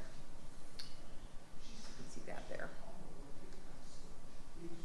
There is landscaping proposed, in addition to the existing screening, along this north lot line, along with some directly around the pool itself, and then additional screening out on the front side. Got images of that, and then a rendering of the proposed pool in the back. And I am happy to answer any, oh, we have a engineering item as well, but I'll go back to maybe this one and answer any questions that you might have about this project. Do you have an aerial of this one? This one? So it's sort of back here.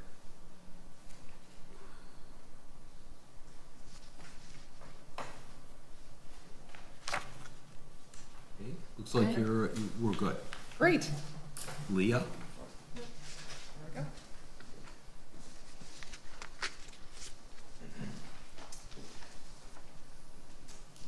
Okay, so similar to the other two, the only item we really wanted to discuss was drainage for this property. This one is adding a bit more in the backyard with the pool house and the pool area, that they actually have 3 leaching basins proposed. One towards the one side, towards the front of the home, another one in the actual front of the home, and then a third one along the other side lot. And kind of the arrows we're showing are the way that the water flows to reach those. So given what they're proposing, we do think the 3 leaching basins are sufficient to accommodate that. Questions? Is the applicant here? Do you have any comments, or? Who are you? I'm Scott Swada with J.J. Allison, the general contractor for the project. Okay. Hi. How are And you? can you let us know your name too? Roseanne Donaldson. Okay, thank you. Looks like a nice project. We were so excited to restore a beautiful old home and not take it down. And excited to put a pool in,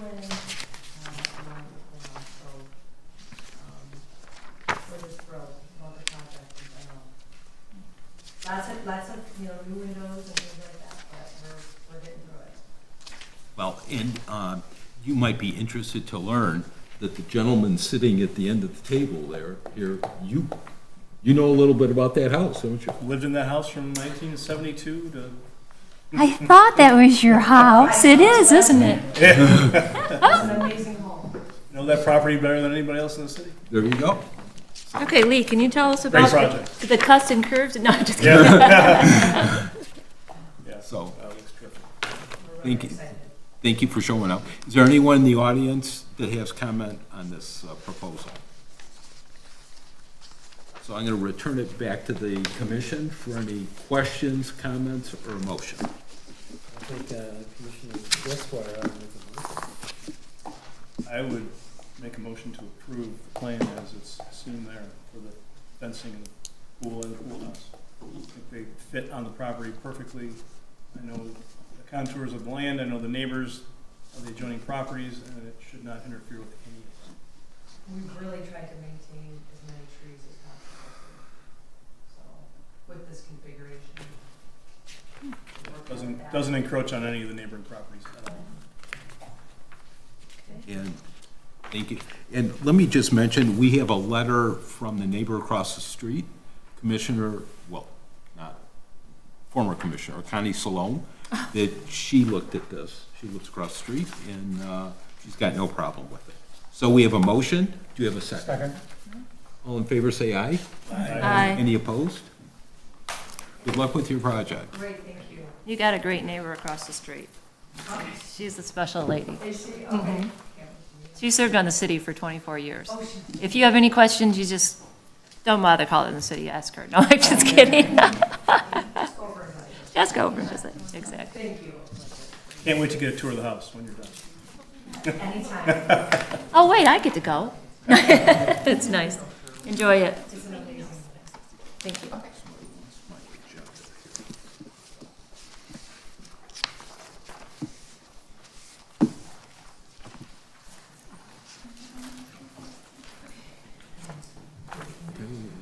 Sure. Yep. Go ahead.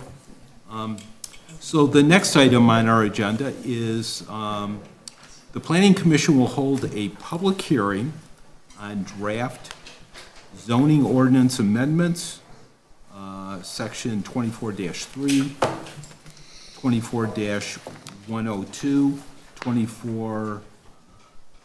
24-117, 24-132, 24-230, 24-231, 24-232, 24-237C. And so this all goes back, everyone knows this, but just for introduction. So a couple months ago, in February, there was a moratorium that was put in place in the city.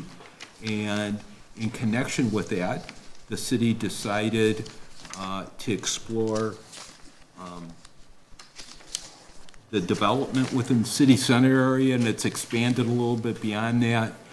And as a part of that, the city retained Giffords to do some review of the city center area and just the overall development. And then as a part of that, Giffords came up with some suggestions on amendments to the ordinance. And so these are the suggested changes. There's a lot of material here, So ordinarily, there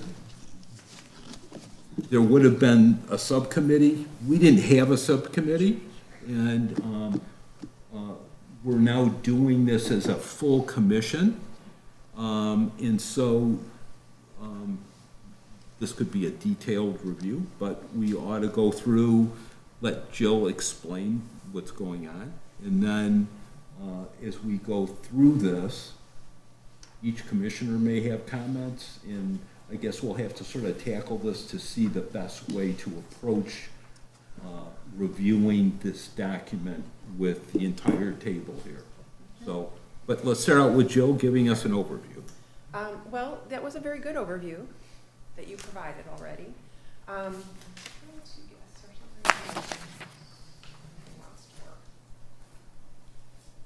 Is it stuck in PDF?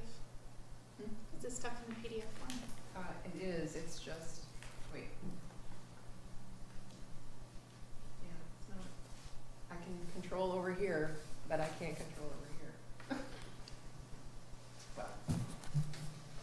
You can talk and I'll play. Anyway, so we'll just continue on. Because the slides I was going to show you were just recap slides from our last meeting. And you kind of covered that in terms of the purpose of the study and the suggestions that we had, some of the strategies for addressing some of the concerns about making sure that our city center and our office buildings and our commercial spaces are utilized and maintained and continue to represent the high quality and the standards that we have here in the city. So to that effect, we came up with some strategies that tried to be very narrowly targeted, really for some of the reasons that you indicated. This isn't meant to be a rewrite of the city zoning ordinances. This is really meant to just target a couple of small things that responded to the findings of the market study, which were that presenting a little bit of flexibility in terms of what we allow and being consistent with different neighboring zoning districts. So when we looked at that zoning map, we saw that the office districts and the city center district, or the C1 district, are adjacent to each other, but some of the things that they allow don't overlap, and it presents some confusion, I think, from the property owners in the area. So, and as we were going through the zoning ordinance, we noticed that there are a couple of terms that are used in the ordinance but aren't defined. So we thought, well, okay, then these are related, and we'll talk about those. So if we want to really even go step by step, we can look at that first section, 24-3, the definitions. So these 6 definitions were intended: the health and wellness facility, office medical, office professional, personal service establishment, retail establishment, and limited retail establishment. These are terms, except for health and wellness facility, that are all used in the ordinance, but they're not defined anywhere. And so defining them, I think, provides some clarity with respect to the kinds of uses that would be permitted. And so if we even want to just start with that simple one, that might be a good place to start. I think in particular, the health and wellness facility is the definition for some uses that have been proposed, that some of them may even be existing uses: day spas, estheticians, some of the related semi-medical but not quite medical, technically, licensed professionals offering the services, but to give those a name and call that health and wellness. This also would include yoga studios, Pilates, some smaller, the smaller is the part that comes later, but it would represent fitness and workout type studios that people use here in the city, as well as can be used by people who come to this area to go to work. So those were just the initial things, really just refining that. Did you mean for me to just pop that open, or is it just stuck? It's stuck. If it Okay. was, Well, that's all right. PDF's not working. But we all have it, so, except for you guys, I'm sorry. But you've seen it, right? Yes. Okay, thank you. So that was the reasoning behind the definitions. And I can just keep going if that's easier, because then we get into I'll just keep going, and then we can go back and start at the beginning again. This is probably a good That's okay. idea. Okay, because that gives you the full context I of think what we. that's a good are plan. strategizing, and then we can get into the specifics. And so, in the C1 district, that's our commercial district, we already allow retail, so we don't need to include all of that language, we just say retail establishments, because now we've defined it elsewhere. And so now we know that every time we see retail establishments, we know it's going to be what we've defined in the definition section. Same with personal service establishments, same rationale. Offices, the follow-up part of that, and office buildings of an executive, administrative, or professional nature, we don't really need that. If we're going to allow all offices, and that would be intending to allow medical offices and professional offices. And then health and wellness facilities. And then the thought here as a starting point, something small. This is something that Planning Commission and City Commission discussed a little bit last time, of capping it out at 2,000 square feet. That would prevent a larger LA Fitness type, gym situation, but really just allow for small studio spaces. And so that would be those small additions there. Joe, Yes. as you're saying that, though, you've got lines through this. So this is existing language, right? Yes, the ones with the strike So- through, yes. So basically, we had this language in here already. Yep. We've changed then the language Correct. from what's lined out to what's above.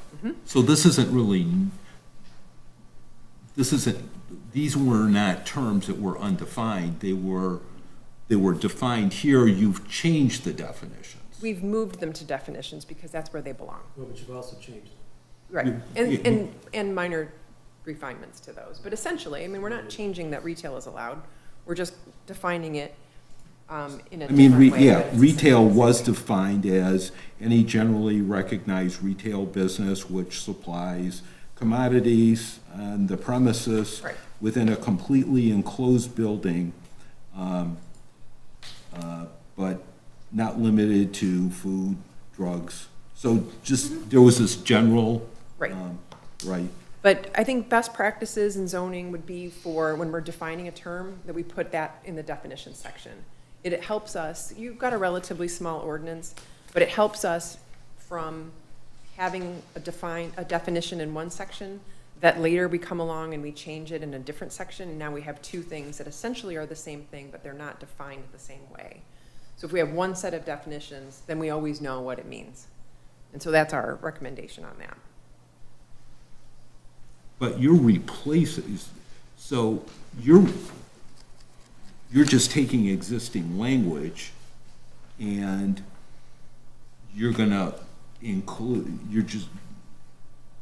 you're going to include it in the definitions, and then, because this language is already in the ordinance. Right, we're just taking it out of the section 24-102, number 1, for retail establishments. We're removing the definition from the list of uses, and we're putting that definition, well, we're modifying the definition a little bit, but it's And essentially the same. that, just as we discussed that, though, for anyone who looks at ordinances, when you do that, then the reader needs to go back Yes, and actually look to another place for the definition. As I can tell you, as someone who's looked at ordinances for many always years. gonna be in the definition section though, and you don't ever have to wonder where it is. So Yeah. you might run across the term retail, and then you go to the definition section to look it up, but there's nothing there. And the reader might not know to look in Yeah. section. So just so we're digesting Right. this the right way. Yes. Okay. Yes, it's our recommendation, based on our expertise as zoning people, to have them be separate and have them listed in the definition section. And it does kind of come up again because under, I don't want to get too far ahead of ourselves, but I think it's under the,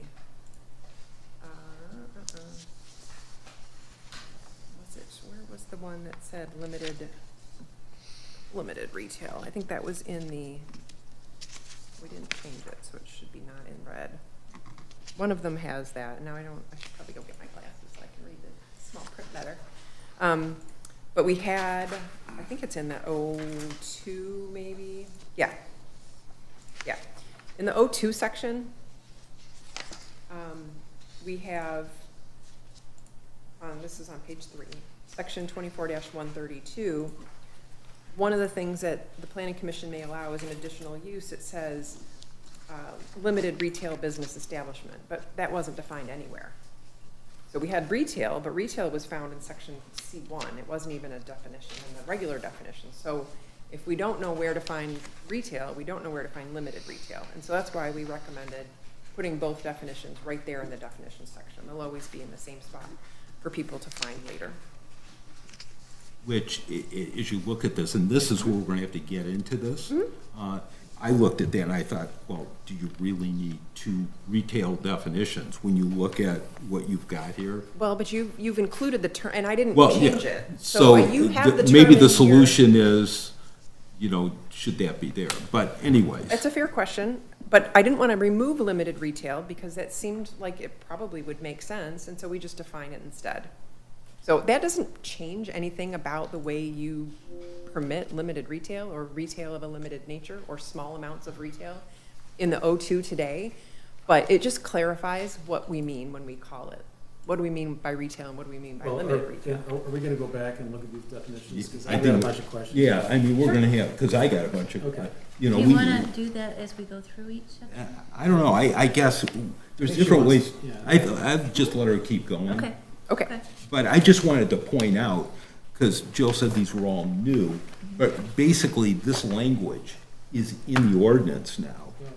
Yeah. It's changed. Huh? But it's changed a lot, and it is changed a lot too, but I just wanted to point out, this isn't all. What was the criteria for changing the language? Just making it more concise and easier to read.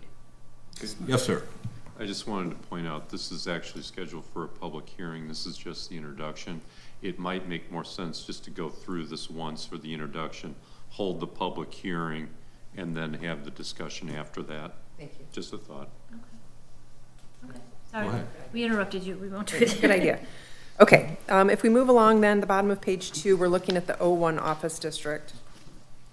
So we're adding in, so I think there's just a consideration for, we don't need to permit buildings, but we're permitting the uses. So it's just offices, and then we've added in medical there. And then again, the health and wellness facility up to 2,000 square feet. And then clarifying. Jill, let me just, I'm sorry to interrupt you. The up to 2,000 square feet, is that something that you just threw in and thought that would be helpful? It's But the size of a was it- small studio. Well, I understand that, you said that before. But is that a direct result from the survey that you did, you were commissioned by the city to do, and you reported to us in the city? Was that in the results? Not that specific number. So where did it come from? It's the size of an average small studio. No, where did the concept come from?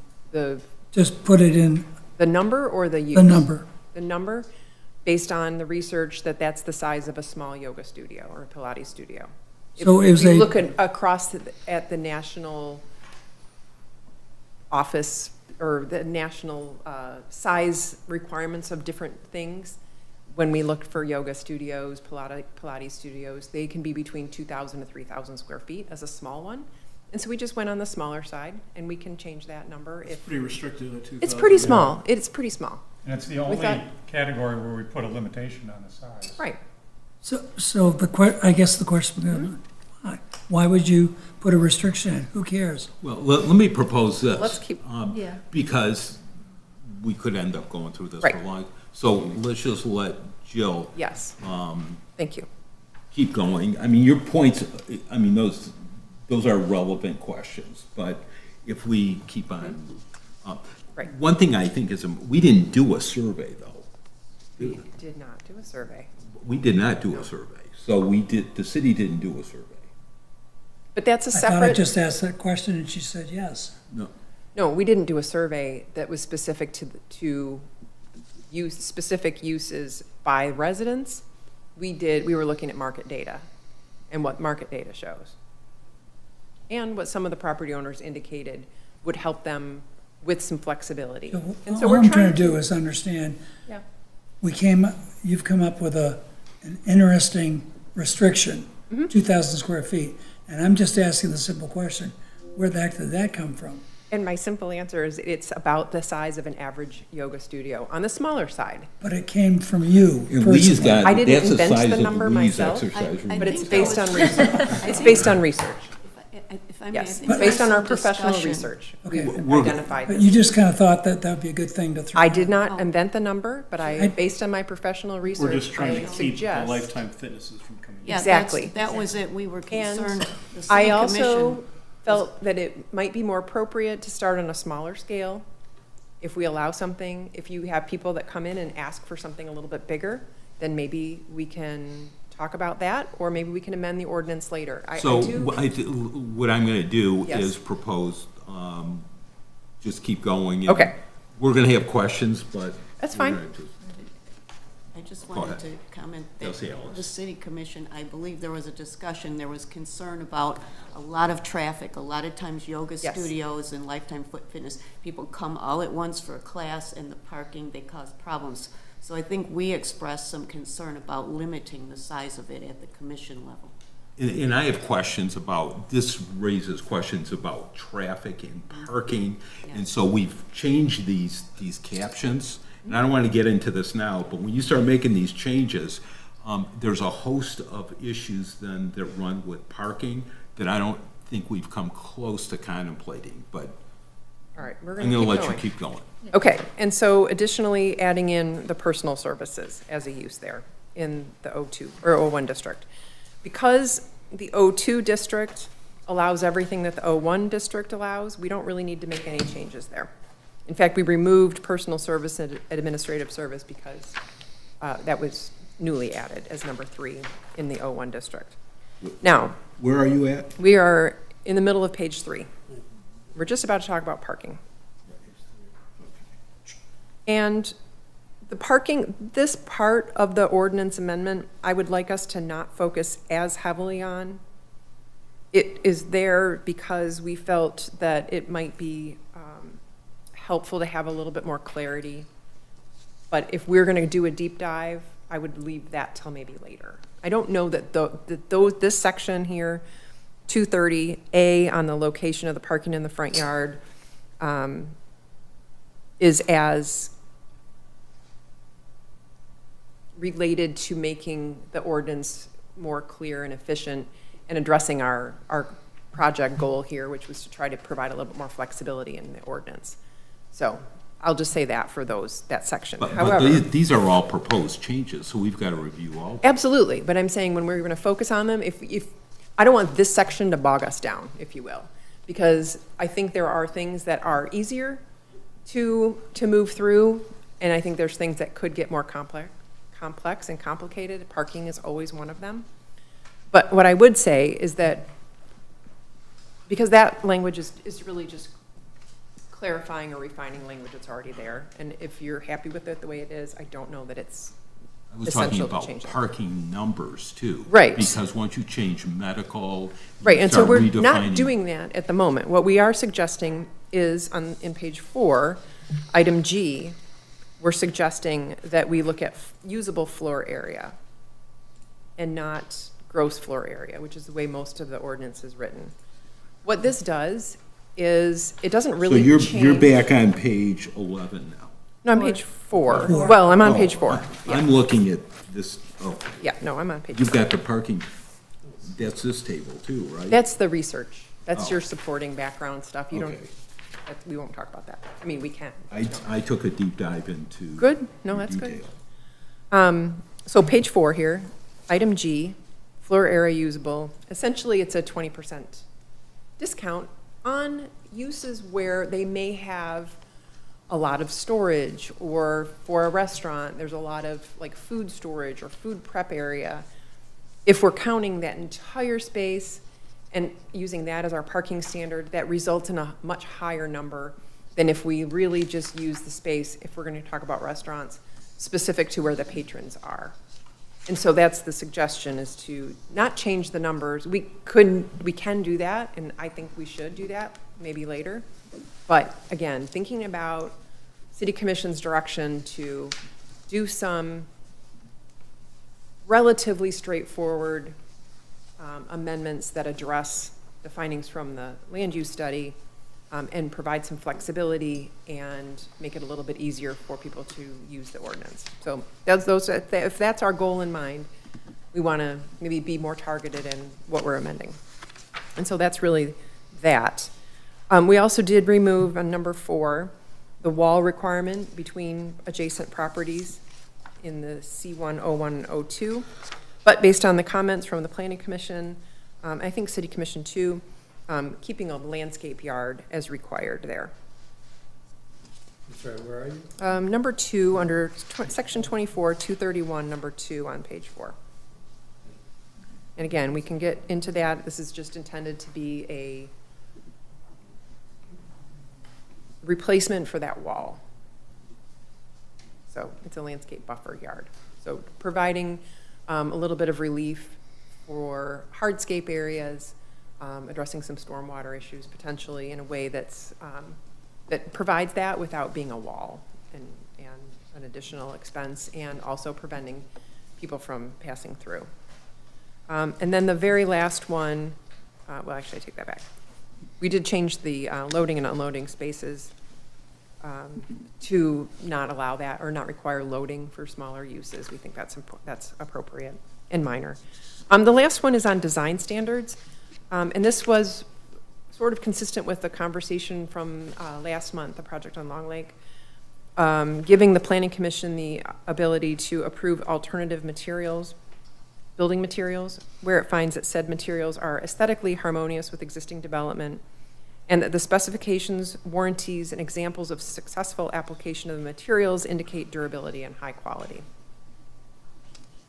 So that's another one that wasn't directly related, but seems like maybe it could be helpful with your conversation that you had last month with when being presented with an alternative building material, how do you determine whether that's acceptable or not? So we're providing some standard there, really related to quality and durability, and by way of warranties, examples, and specifications.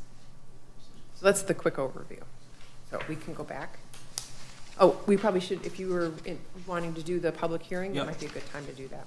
Okay, so I'm going to open this up for a public hearing. And look to anyone in the audience that has comment. Sure. My name is Corbin Yeldry, owner of 35 West Holland Lake Road. My uncle Sonny Me, who also owns Bill's Fine Wine and Spirits at 41 West Holland Lake Road. I'm the one who wrote you guys the letter I submitted to Amy. I believe she facilitated sharing that with all of you. Is that your desk? Yes. Yes, we have it. Oh. Read it. Yes. Thank you. Oh, So, I haven't seen this. I mean, I guess I do see it, but I haven't read it. I So guess, which buildings are you? the former PNC Bank right down the street at Long Okay. Boulevard, and the Hills Fine Wine and Spirits directly adjacent to the Okay. property. Got it. So I was notified by Giffords and Webster maybe Thursday or Friday of last week that this meeting was going to happen. So scrambled together a letter to summarize what we've been dealing with over the last years. I don't need to really reiterate and read the entire letter. It's pretty self-explanatory. I'm an active commercial real estate developer and investor throughout the state and across the country. So I've presented publicly to numerous planning and city council meetings, and respect that you guys have a premium city to continue to uphold standards, and it's much different improving residential fences compared to going through these zoning ordinances. But we have met as a family with Giffords and Webster through the years of different types of uses, from carry-out restaurants with limited seating to full-service restaurants to potentially using valet services with nearby neighbors. Or, our building is approximately 2,700 square feet. To the gentleman sitting second in line, mentioning the limitation on square footage, I don't really understand why there should be a limitation on size. Our building's 2,700 square feet. We've had to turn down numerous yoga studios, numerous Pilates studios, numerous dental offices, numerous orthodontics to either purchase the building from us or come lease the building from us. That's not really understandable why there would be a limitation on size. I understand there's things within the zoning ordinance that have to do with, parking, depending on number of seats or number of chairs within a hair salon, et cetera, and that would all get figured out. You talk about gross usable square footage. Our building is a single-tenant building, the one that has sat vacant for nearly 7 years because of all these issues with zoning. Would our square footage qualify as 2,700 square feet with a 2,700 square foot basement and a total of, I don't know, maybe 5,400 square feet, or would it be just 2,700 square feet? That's one question I have. We're not going to be prepared Yeah, to. I'm just, something that can get figured out. We've tried. Is that all in this? I've not reviewed this. Some of it, yes, it is. My family has been here for 3 decades with the Shell gas station originally at the corner here before Arkansas redeveloped it, to our family having the wine shop since 2008. We've always been great community members. We understand what it is to be a business owner under a community and be good partners with the community. We're asking for you guys to modify this to allow us to fix a vacancy and a financial problem of allowing you guys to generate more tax dollars with businesses, create more jobs within the municipality. And another thing that I mentioned within the meeting is there was a bank there that operated since the 1950s. It never caused any issues within the municipality. We did a temporary office lease to ease the pain of the carrying costs of the building for maybe a year and a half tops. And since then, it's been non-conforming and no longer grandfathered in. These might be different issues than the planning commission zoning ordinance or the ZBA. I don't know the exact process, but for us to no longer be able to use the building as a bank with the drive-through when it was there for 50 plus years doesn't really make any sense for you guys as a city or us as a building owner when we bought the property for that particular use. And another thing I mentioned besides the size calculation is, I've done many projects in and outside of Michigan, whether I was a part of it as a broker or the actual developer of the property. If a full service restaurant like a Joe Mears or a Bill's wanted to come to our property and we know the trap, and let's just say they were open for lunch or open for the evening, and we're agreeing to a parking easement with where Bloomfield Deli is or one of the office buildings to the rear of us, I don't think that's going to cause any traffic issues or congestion issues for the community. If anything, the community is going to be happy that there's another restaurant there to serve its residents when there is limited full service restaurants here within the community. Even the way your zoning ordinance is written, not based on square footage, it could be based on square footage or number of seats. Even if a simple pizzeria like a Jet's Pizza wanted to go in our building, we technically don't have enough parking for that. We all know the common sense answer is there's enough parking for a Jet's Pizza for a building like that. So there's a lot of things within the zoning ordinance that has frustrated us over the years, and hopefully we can come to a common solution. And I'm not here to ask for anything and reiterate what I put within this letter. I'm here for you guys to continue to do this study. Why I'm just finding about this, since if this is in discussion since February, is kind of disappointing, but I'll happily be involved and work together as a team to try to work with you. And I've been involved in many cities where I own buildings where they're going through a zoning ordinance change and they're submitting letters to the property owners. We own 2 properties there. Neither property ever got a letter that there was a moratorium or that there was any zoning change. So if I never got reached out to by my friends at Gifford Webster, I would have never known this was happening. And potentially I could have got this rezoned and then limited to a 2,000 square foot restaurant or 2,000 square foot Pilates studio.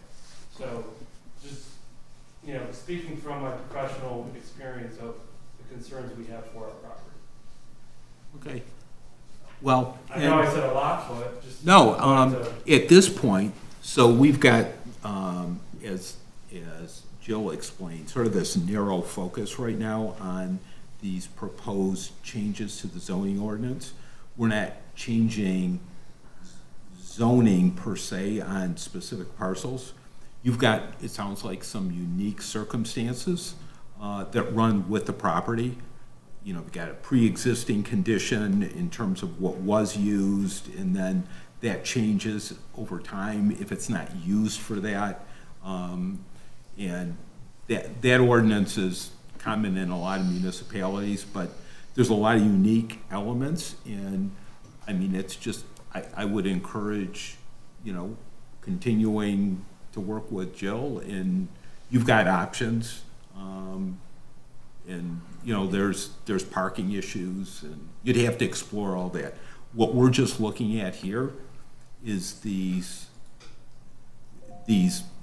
specific changes, but everyone's listening to what you're saying, and we'll consider that as we're doing this. Because this isn't the end of this, we're just now looking at these targeted changes. Sure. Yeah, and if I can just jump in and echo what Mr. Yalder, you raised a lot of very good points. And I'm a little surprised that everything that you raised, you haven't already discussed with the city manager, who is very accessible. And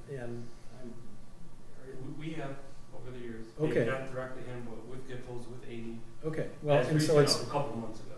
you know, as potential projects come up and you explore opportunities and maybe hit some headwinds, you know, working with the city it starts with the city manager and then your friends at Giffords. But as the chair pointed out, we're here to grapple with the evolving interests of property owners like you and your uncle, friend, whatever, uncle, all right, who have, you know, you've got two premier locations in the city, and you're right, we all want to see the PNC utilized. So working with the available, within the available ordinance and, you know, your rights under the ZBA and, you know, whatever it may be, don't give up. I know you're not, but truly engage with the city frequently, because we're all pulling in the same direction here. Okay?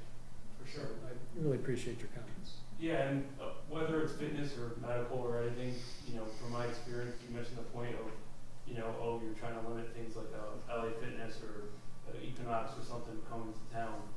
I mean, they're not going to go anywhere unless they're tearing down an office building, and that's going to have suitable parking, potentially based on the number of parking spaces and the square footage of the building. So I don't really think there needs to be a limit on size, but that's not for me to decide. Just well, that's a legit, I mean, we are concerned about something that massive, so it's a challenge, right? And we'll figure that out. But to your circumstances and within the current city configuration, I mean, we all want to figure this out. So that's what we're doing here in your part.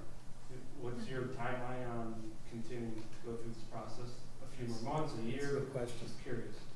We take it a month at a time. So at this point, we're focused on these changes.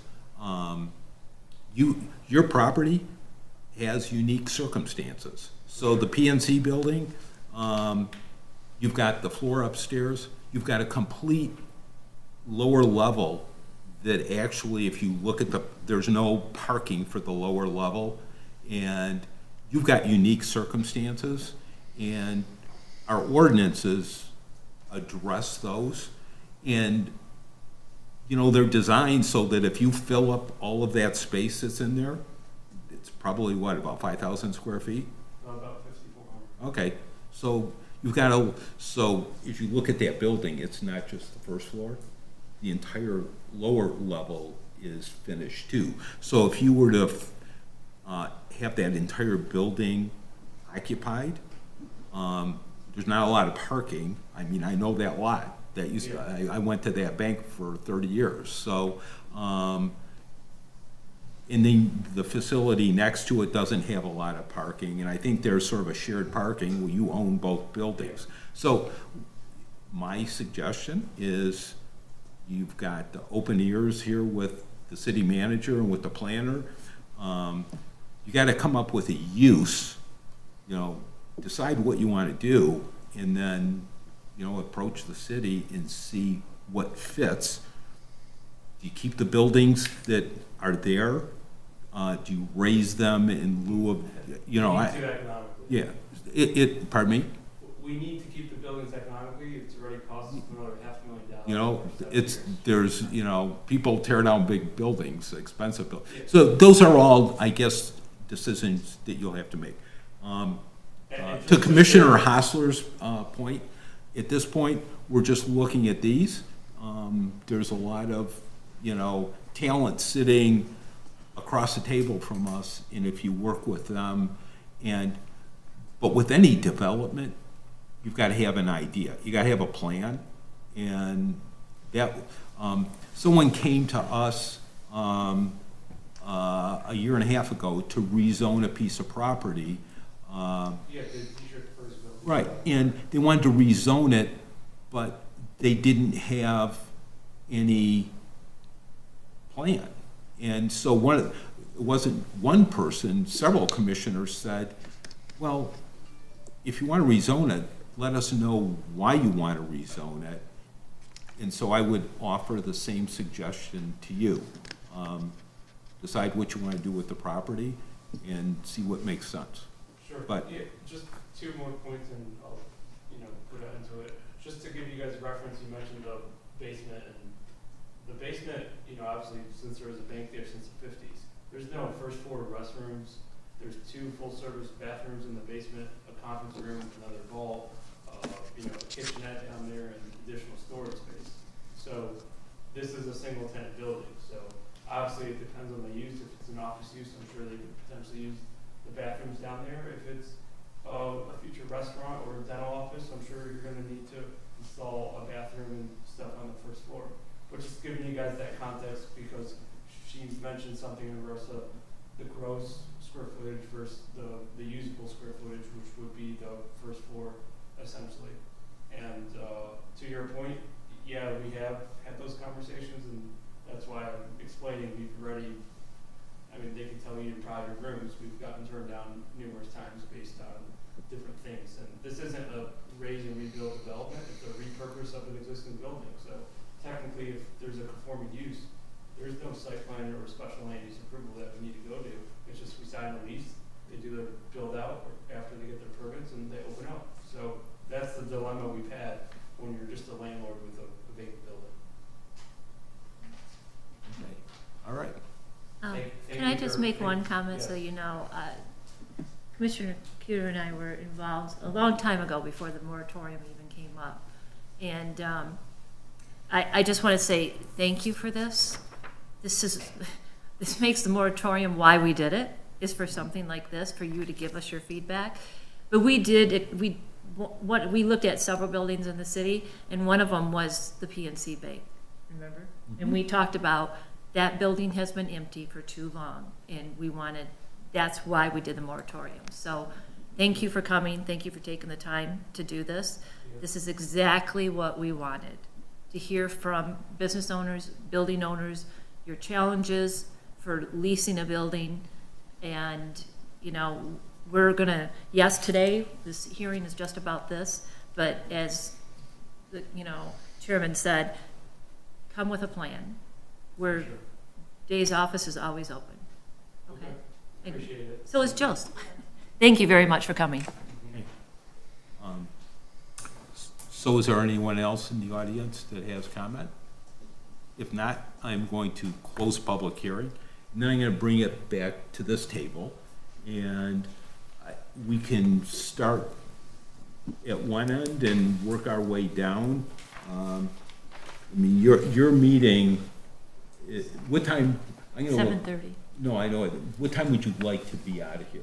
Because I can see this will take literally hours to do this, because I have a lot of technical questions, and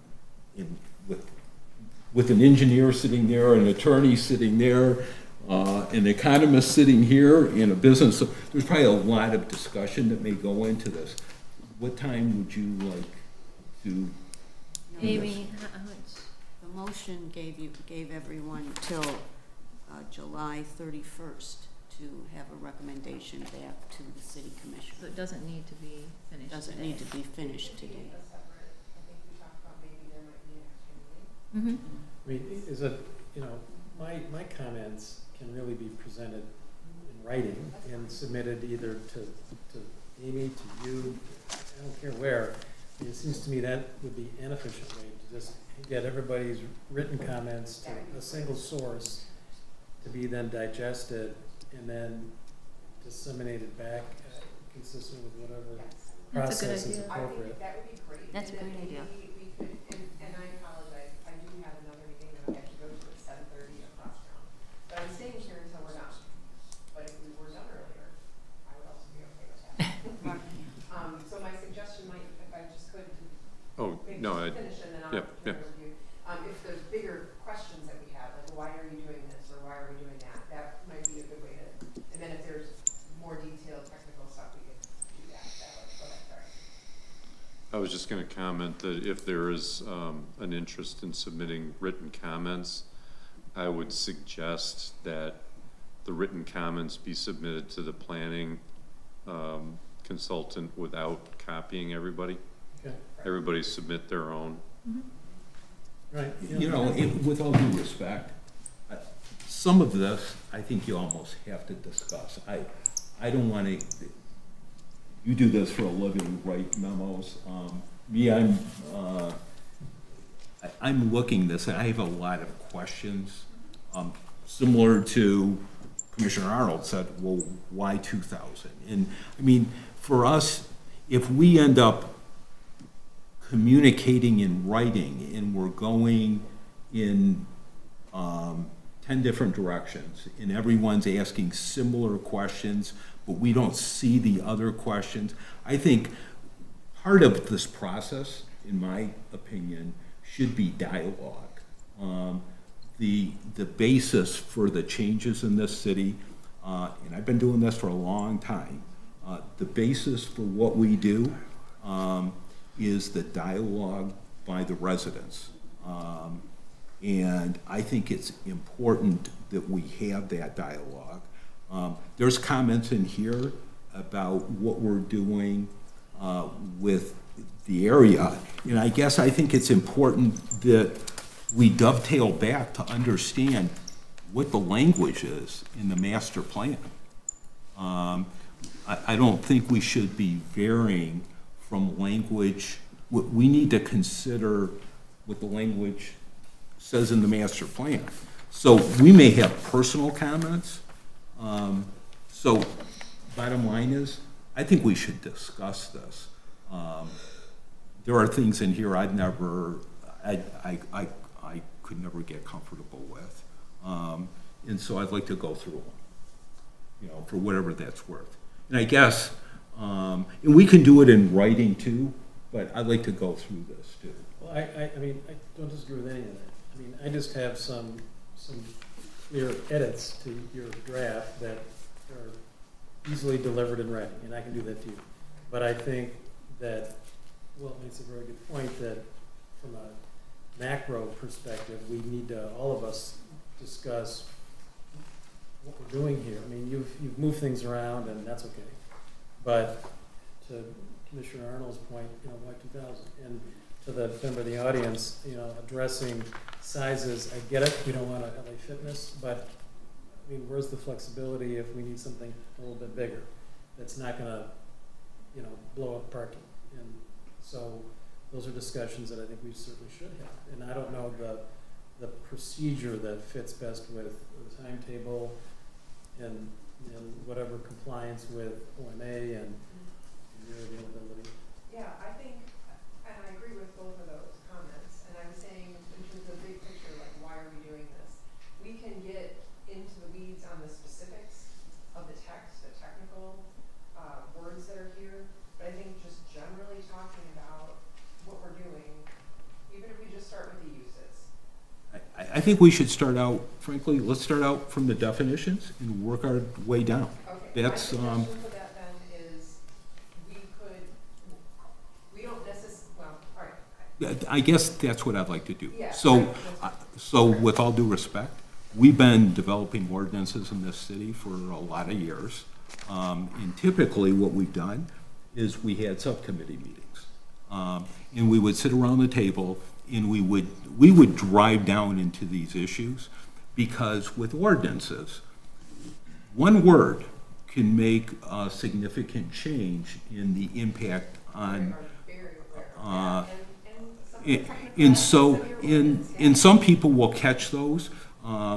Commissioner Hostler is, well-versed attorney. He's gonna look at this. And, when I listen to him, it jogs ideas in my head. And that's why I think that dialogue is important. And so, I think just going through these definitions is important. But, what I want to do, I think what we need to remember is this started out as a review of the commercial zoning. And it's evolved into something that's different. Well, that's my opinion. I guess I'm entitled to my opinion. We're doing much more than commercial zoning here. We're changing definitions of a lot of different things. We need to be mindful of, I may have personal preferences, but we need to be mindful of what the master plan says. And I just want to read for everyone's benefit. I said to someone not too long ago, well, look at the master plan, and they hadn't really looked at this in a long time. And I think it's important. I think this sort of capsulizes, and there's a lot of language here, but just in terms of the city center area, I mean, it talks about the intersection of Woodward and Long Lake. And it identifies, I'm not going to repeat everything here, but it talks about the current uses are predominantly office with some internal, small-scale accessory commercial uses, a few personal service establishments, a hotel, gas station, and restaurants. And it's been that way for as long as I've been going on this corner, which is more years, a lot of years. It talks about municipal uses, but then it talks about consistent with the resident survey results to limit commercial and office uses to what currently exists. The intent is for the city center to retain its current character of primarily office with some small limited supporting commercial to meet the convenience needs of the residents and the office employees within 1 or 2 miles. That's what our master plan says. And that's not here, but I think we need to be mindful of what this says. And then there's other dialogue here. So as we look at this, I just want to be mindful of what we're doing. Okay. Okay. As well as current conditions. Yeah, yeah, no, I get it. I don't think personally, professionally, that there's anything in here that is opposed to that language. And I think some of this is wordsmithing, but I think we need to. That was the point that Commissioner Yeah, so I think we need to go through, let's just. I think it's the bigger picture of, are we going to, allow these different uses? And essentially, are we gonna allow medical uses in the C1 district? Are we gonna allow, these health and wellness facilities? These are the things that we already have. We're just quantifying, identifying what they are, we're defining them, we're saying.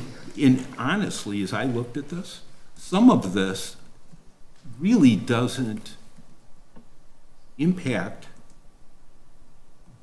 the way we develop the city or what businesses are entitled, what we can install. Because right now, you can build a health and wellness facility.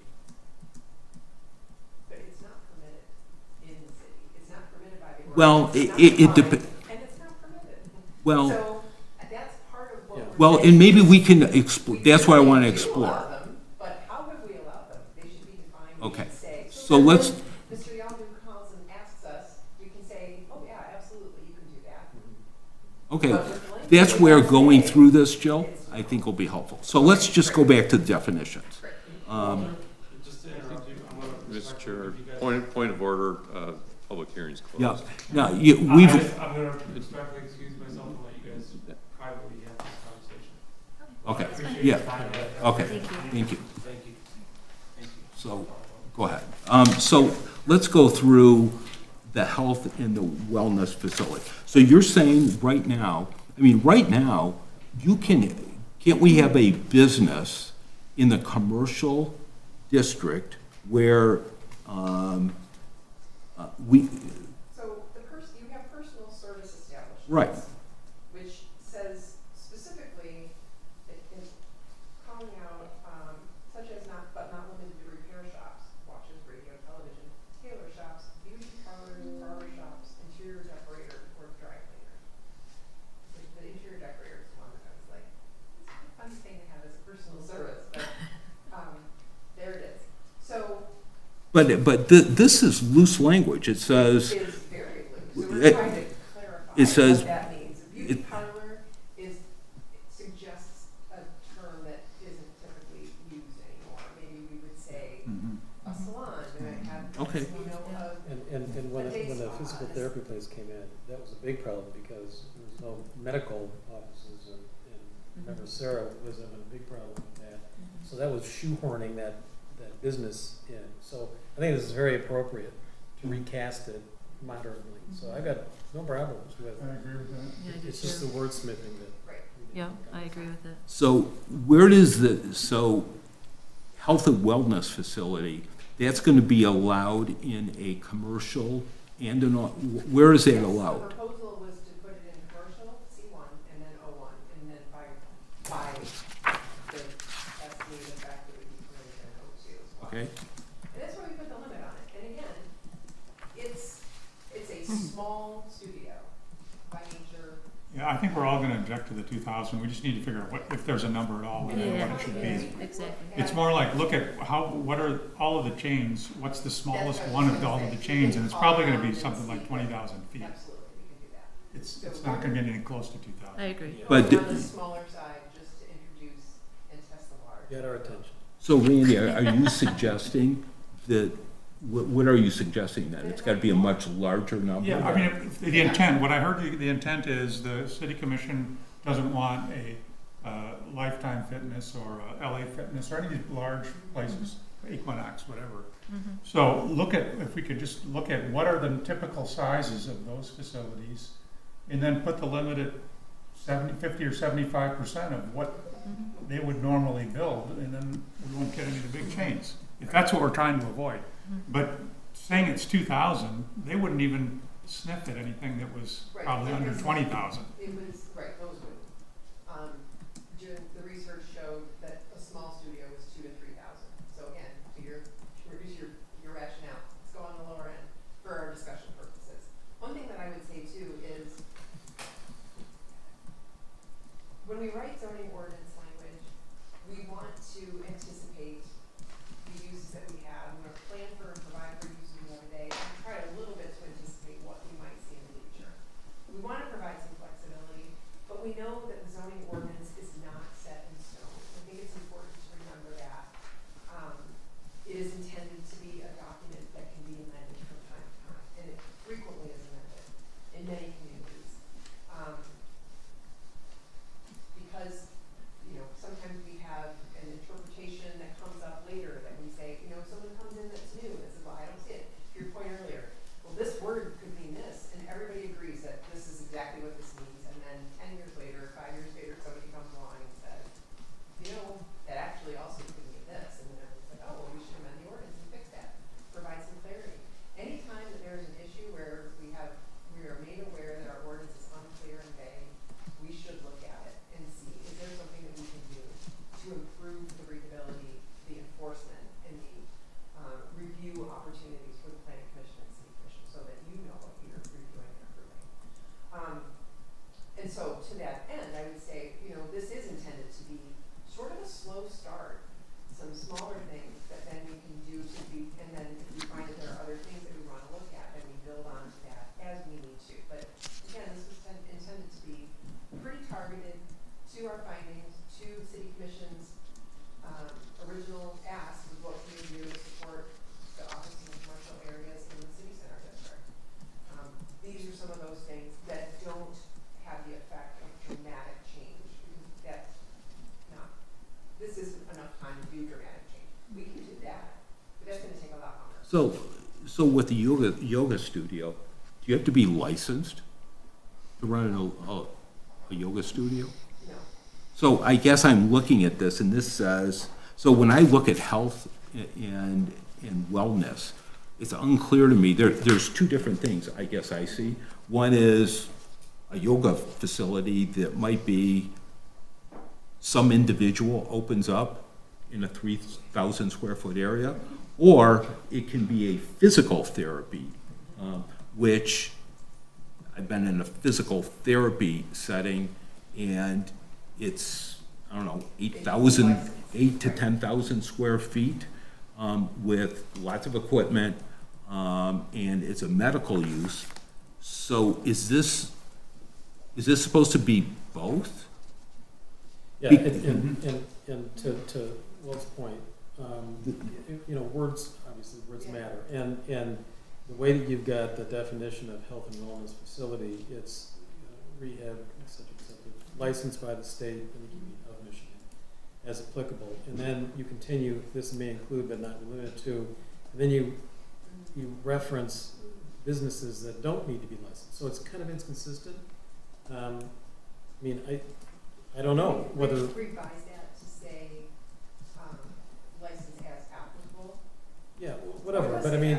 It does say that. It- So if you need a yeah. license, you have to have one, and if your profession doesn't have a license, then Okay, but I mean, the way I read that, licensed by the state as applicable, and then you continue on with examples, and those examples may or may not require licensure. So, but as I look at these things, what I'm presuming we're doing here is we're trying to, if we're identifying businesses that are examples, that means we want them.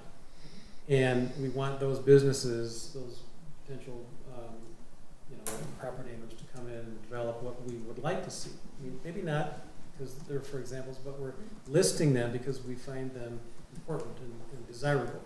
So, I mean, I don't know, I don't have an objection to yoga and Pilates and various studios, I don't know what their studio is, but, and is that something that a survey, I mean, how do we decide whether those are And good? to that point, not to, I looked at this and I thought, health spas, massaging, I guess, we should have them already. That means, well, if you already have them, okay. we should acknowledge. Yeah, I mean, that. physical therapy, absolutely, right? 'Cause I get, that's what I think of, is physical therapy, someone going to yoga studio, I don't yoga know studio. that we have yoga studios, but we have day spas. Yeah, so I got no problem with any of this here, but I think we need to be attentive to, are we talking about just licensed? And that's what caught me, was the word licensed here. Okay, So, we can well, modify yeah. that. We'll work on refining it so that it's more clear. And if it needs to be, I mean, it seems like something that's together. There can be different kinds of exercise studios. I think the idea is that they were in the same health and wellness category, as opposed to being a separate line item. Examples of Because things they could that be. we want here in the city. Right. Yeah. They can be separate items where we're just drawing the distinction between licensed, such as physical therapy and estheticians and massage therapy and all that, and then a separate item could be the small yoga I mean, studio. do we need to say licensed by the state of Michigan? If they need to operate, they're gonna get licensed. I mean, if they need a Day license, spas and massage therapy in particular, yes, I think we do need to Just, clearly state that they're licensed. just for the discussion, I don't think there's anything wrong with the way this is drafted. It clearly says the license as applicable. If it doesn't require a license, you don't need to worry about it. What you're doing is you're grouping a number of uses that might expand existing marketing opportunities, but still consistent with the master plan, correct? So the focus of this is not on whether or not it's licensed.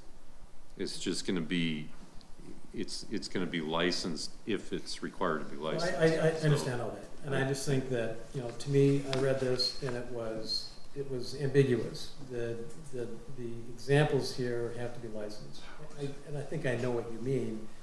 Maybe they do, maybe they don't. But I think as applicable, that sentence back to back could be. It almost could be, the may include, go before the part about Yeah. being licensed. Yeah. Quite frankly, you don't even need to reference whether it's licensed or not, just delete that. All these uses, if it requires a license, they're gonna need a license anyway. Yeah, It right. doesn't need to be You in don't the need- You definition. don't need to even say it. That's up to Well, maybe you further, strike the massage. further, Yeah, I guess I further wasn't- defined. Don't even go there. Therapeutic You know, massage. Would it make then, so if we could, Yeah. We're drifting into territory. would it be helpful and more clear if we broke out the fitness studios from the other types of, or does it make sense to move I mean, health and all of that fits within health and wellness, I think, all of that. And so those are good examples. I mean, so I wouldn't get too tangled up. It could be dance studio, karate, kickboxing. Yeah, right. Boxing. I mean, there's a ton of stuff out there today that people Yeah, do. no, that, yeah. A ton. So I don't know, you can't name them all, I don't think. No, that's why we give those few examples, and then the category definition itself, to say, is this boxing studio health and wellness? Well, yeah, I would read think the so. definition, it sounds like it. And again, that was another reason for, the size restriction, is to prohibit some of the spaces being taken over by kids dancing studios and things like that. We've seen it happen in other communities, where it's chaotic for the kids, the parents who are dropping the kids off, as well as the people who are in the office, and they see all the little people running around in their various little Yeah, costumes and stuff. and actually, to Lee's point, he raises suggestions I didn't even think about. So I was thinking of two things. Something that's, someone's gonna go to that's a smaller exercise facility like yoga, or more of a physical therapy. But to your point, there's lots of other things out there. And so where does that leave us with this? What should we do with this? Should we take, Well, I mean, that kickboxing I mean, that falls inside I mean, of wellness. should this be a general, more of a general description, which doesn't, I don't know that you need, do you need all the examples, or should it be a facility that's designed for, you know, the physical well-being? I don't know, it should be. You gotta give examples. Okay, I'm just asking, I know, you're I'm right. asking the question. The examples help us, because today we know what they mean. But 5 years ago, or 5 years from now, there might be different people sitting here, and they might say, well, we wouldn't have thought that, like, we don't allow that, or does that, what does that mean? Mr. Chair, I think for efficiency's purposes, I think we've covered this. I think the message has been conveyed.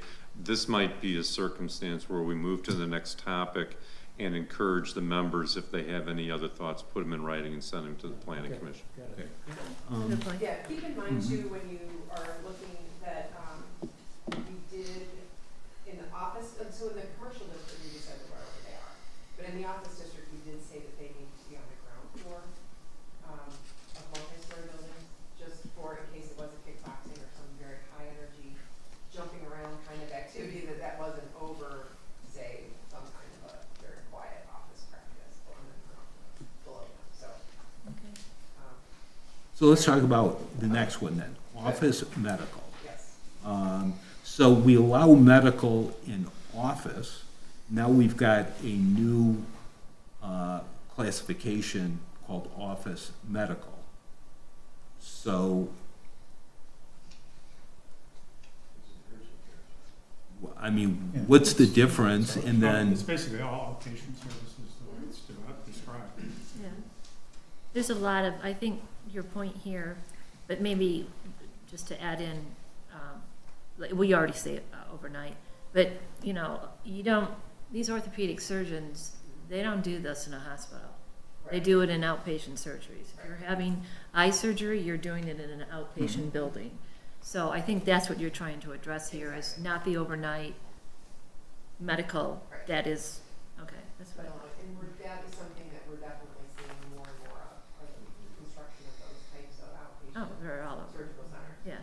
People really, I mean, they're great because you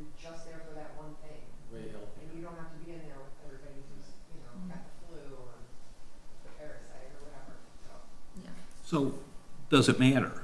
So, if someone wants to, are we going, somewhere later, do we place a restriction then? So, if you want to have the outpatient facility, you know, a lot of doctors, they do that outpatient work right in their office. And now we've set a separate category. No, we have the same category, it's medical office. But, so, do we need this definition? I guess I'm, Because we had a definition for clinic, okay, but now it's all combined under medical office. We don't need to define it separately. The only place that it was called out specifically is in the, On page 2, Yeah. medical and dental offices, including clinics. so, So again, it's just clearing, it's making that more clear what we allow through the definition. But it's not a huge change. Yeah, to me, it's an update to the way we think about it today. Yes. I agree.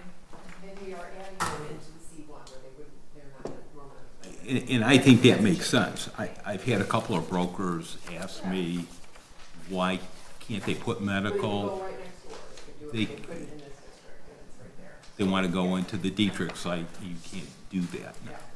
And we're up to the 2,000 square foot topic again. Is We're that, gonna, well, no, but that's, you've got the health and wellness facility up to 2,000 square feet, so we're gonna talk about we're gonna talk about that. Okay. So, office professional. So,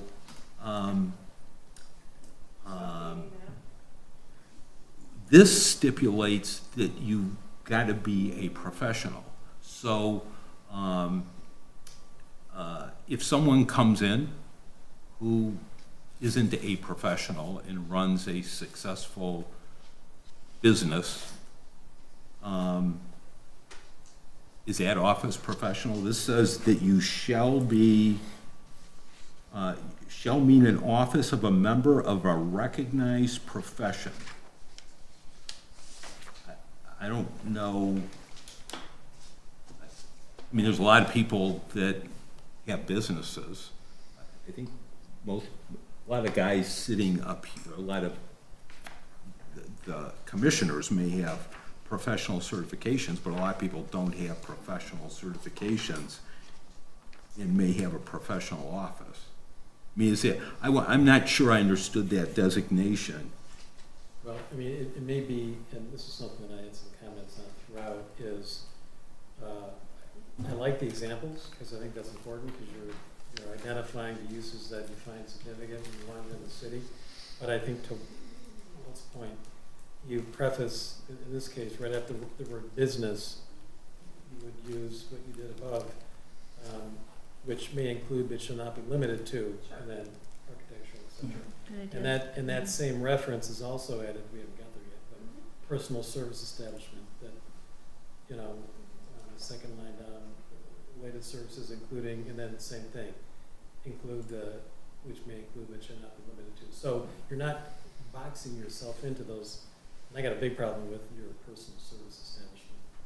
But, So how do we fix this?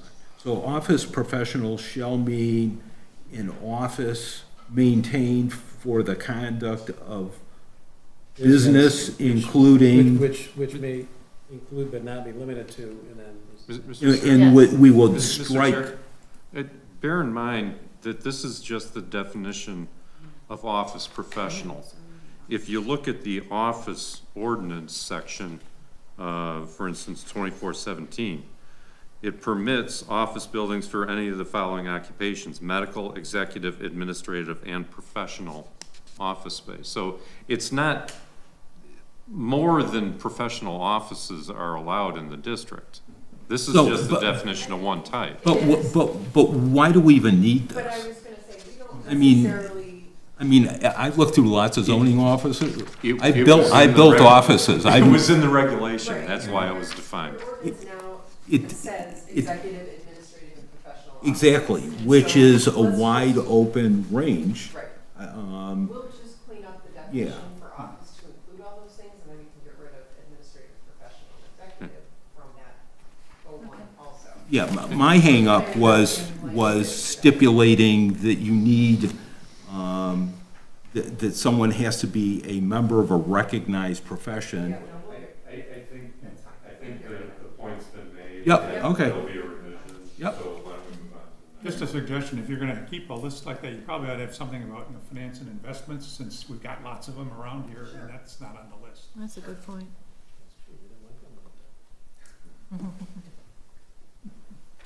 And frankly, honestly, I don't know that we had a problem to begin with. We can put all these examples in, but really, we didn't have a problem with offices.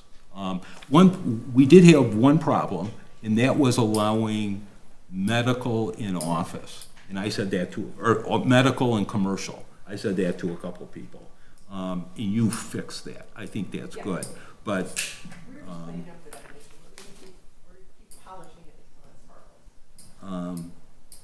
so, you wanted to go to, Yeah, are we- personal, professional? Yeah, so, shall mean a use that provides non-medically related services, including and then, to include but not limited to. And here again, we're talking about those businesses or operations that we want, so I guess we want beauty and barber shops, all right? I have no idea what, this maybe just is my problem, but I don't know what clothing rental means. And I don't know that we want, is that used clothing? Is that like a secondhand? Tuxedo or something? Well, I was thinking it's tuxedo. Like a That's what I tuxedo assumed. rental. Right. Man, it's been a long time since I've been to a prom. So. Over my head, right? Well, if that's something, okay. Dry cleaning, pickup store, laundromats. We want. I don't think we're trying to invite laundromats. Everywhere there's a laundromat, it's a hazard. It's a hazardous. Yeah, I would so- strike laundromat. I would Yeah. Yeah, I'm not sure some of Even this, dry cleaning. I don't see this in a lot of other zoning code. Not all this, not all this, I looked through a lot of them. Well, that's fine. There's a difference. What we find is easier is to have simple, because we're trying to clean up our list of uses. We have an ordinance and it has, it has a thing, well, we have other uses and then we explain what they are, the definition of what they are, we give you examples. In the list of uses, the business owner just wants to know, what can I do here? Yeah. Retail, office, personal service, health and wellness. If you want to know what any of that is, go to the definition. And so we can always rely on that. Now, certainly, you've highlighted a few things that we had in the definition. Let's get rid of that. That's not a problem at all. But it's helpful for understanding the code when we have examples. Context, yeah, and again, these are what we want in the city, to give people ideas of their Well, businesses. If your But it's not washer's limitation. not working, we'll have a wash. Jill, no, when no, you we're gonna say do- dry we're not gonna do cleaning that. pickup stores, do you mean you don't do the dry cleaning on the premises? Correct. So, just to Yeah, you pick don't up. want the chemicals. You don't want No, you don't. Yeah, you already know that. Clothing What- rental still seems odd, just like a laundromat seems odd. Yeah. It's not something you want to have. We You don't may want- permit it, but I wouldn't advertise I that wouldn't, you want it. exactly, That's yeah, fine. right. I would agree, it does It seem seems a odd. little specific. Yeah, Yeah. you may allow it, but I don't think you want to say we're looking for it. Right, if someone said, can we open a tuxedo rental, we would say, yes, absolutely. We could probably put in the retail, or retail use. Can you clarify the next question, and maybe it's just me? These uses may also include accessory retail sales of products related to the services provided. So when you go to get your hair done and they have shampoos and sprays and serums and things, they can offer that. Oh, besides just the service? Right. A Oh. little bit of, it's just clarifying that you're allowed to do that. I don't know that it's essential in the definition here, because people probably just do and don't really think anything of it. Mhm. But being clear is just saying, yes, you can have that as an accessory use. What Let- do you let- mean let me by just- limited retail established limited? That was in section, permitted in the O2 district. And so it said that limited retail might be permitted, but we just were giving a definition for what that means, because it wasn't in there. So, Is that the same thing as including additional accessory retail sales of products under personal service establishments that essentially mean the same thing? that one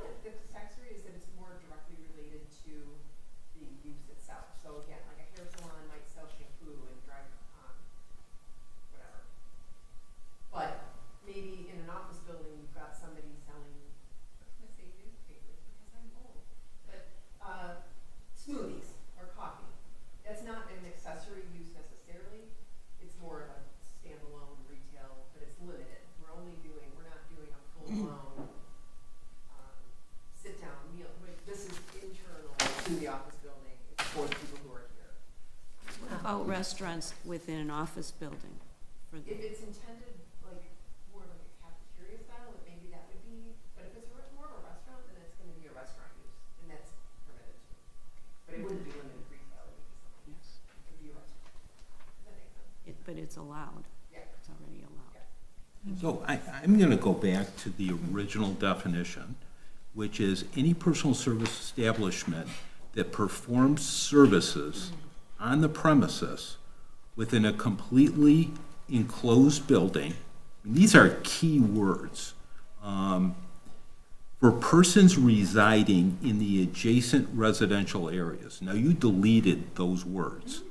And, well, I'm just, did you think about why, and I'm looking at our master plan that talks about, I mean, it specifically says that these businesses are supposed to be servicing people within a 1 to 2 mile radius. Right, that's already included in the intent of the C1 district, and I believe in the O1 district as well. So it's already covered, so we've already said what it's for. So we don't necessarily need to say it again. I don't know that we need to say a completely enclosed building for personal services, but we certainly can. We said it for retail. Well, If that's so I We think, can add that back. That's not a typical thing that I would see in the personal service definition, but if it's consistent. well, I guess the question is, can you have people, could you have some outside service? Now, people may not know this, but 20 years ago, Starbucks wanted to go in, I think where the wine store was, and the city took the position that it was like a carry-out service. They would not allow Starbucks in that facility. And so, and I'm not saying that's right or wrong, but whether it's the type of business that you want and who it's appealing to. And so these words were in here to service people in the area. Again, it is in the intent statement of the C1 district. These are designed to cater to the convenience, retail shopping of persons residing in adjacent residential areas. Okay. So to have it again, Okay. it's not necessary. All right, I take your point. But So- I think we can certainly add in a completely enclosed building for personal service, just because we said it was retail. So what about gas stations? Is that number 13? Are you just plugging that in C1? Where are you at? Huh? Yeah, well, I'm not suggesting we need to reference it again. I'm just, huh? Where do you see gas stations? I don't. It's not here. Oh.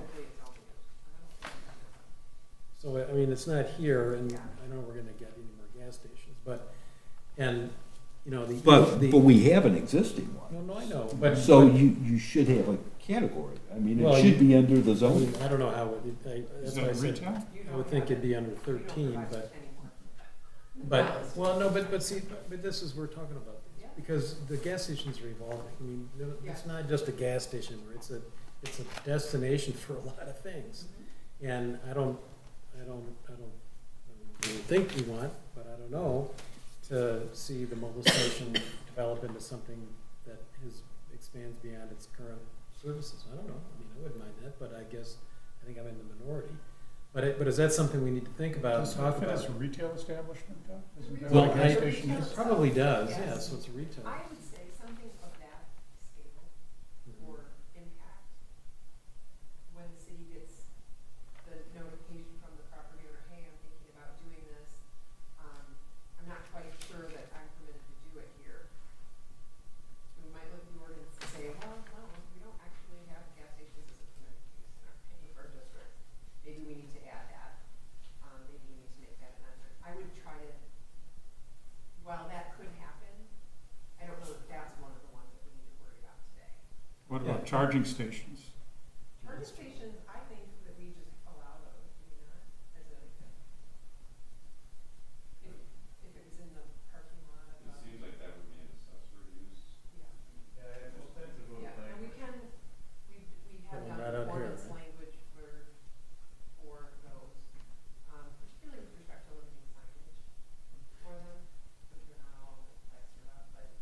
To Will's point, he raised, I think, an important issue. You see now gas stations, and, you know, there's a lot of different types. You know, if Sheetz comes in here and says, and they spend a lot of money buying their sites, if they want to expand that, and they're not going to take that office down, but if they were to just, and they need a bigger site than what they have right there, but not a whole lot bigger. I saw what they did in Fraser, which isn't a hell of a lot. It was a bank, and it wasn't a hell of a lot larger. Pardon me? Yeah. Pardon me? Big Daddy Center. Yeah, I mean, so, and I've said to a lot of people, be careful what you wish for. And I said during our meeting 3 weeks ago, look at what Birmingham just dealt with, because the drugstore was purchased by the dollar store. And so I think you just need to be cognizant of those things. And so if someone came to this gas station, I drive by one every day coming home, where they took the gas station, and now they've got this big building, and it's not a Sheetz, but it's an independent investor who put in this big facility with a lot of traffic. How does that happen here? Because how do we control that? Yeah. How do we control a dollar store coming in? We can control the dollar store. Pardon me? No, we allow retail. So retail is retail is retail. Right. But there are communities that have done ordinance language that speak to chain, certain amount of square footage. So there are ways that we can address the small discount. I think we should do that. I think the chain one is what's really important, don't you? Because I know what you're talking about. So if you think about the brand new gas station at Woodward and Square Lake on the northwest corner was a small little gas station. It's enormous now. Look at the gas station where it squares off at Woodward and Old Woodward. Do you ever see that gas station in the morning? That thing is got so much traffic coming in and out of it. And plus what they have in there. Is a drive-through. They've got a drive-through in there, which Yeah. you may not even know. Yeah.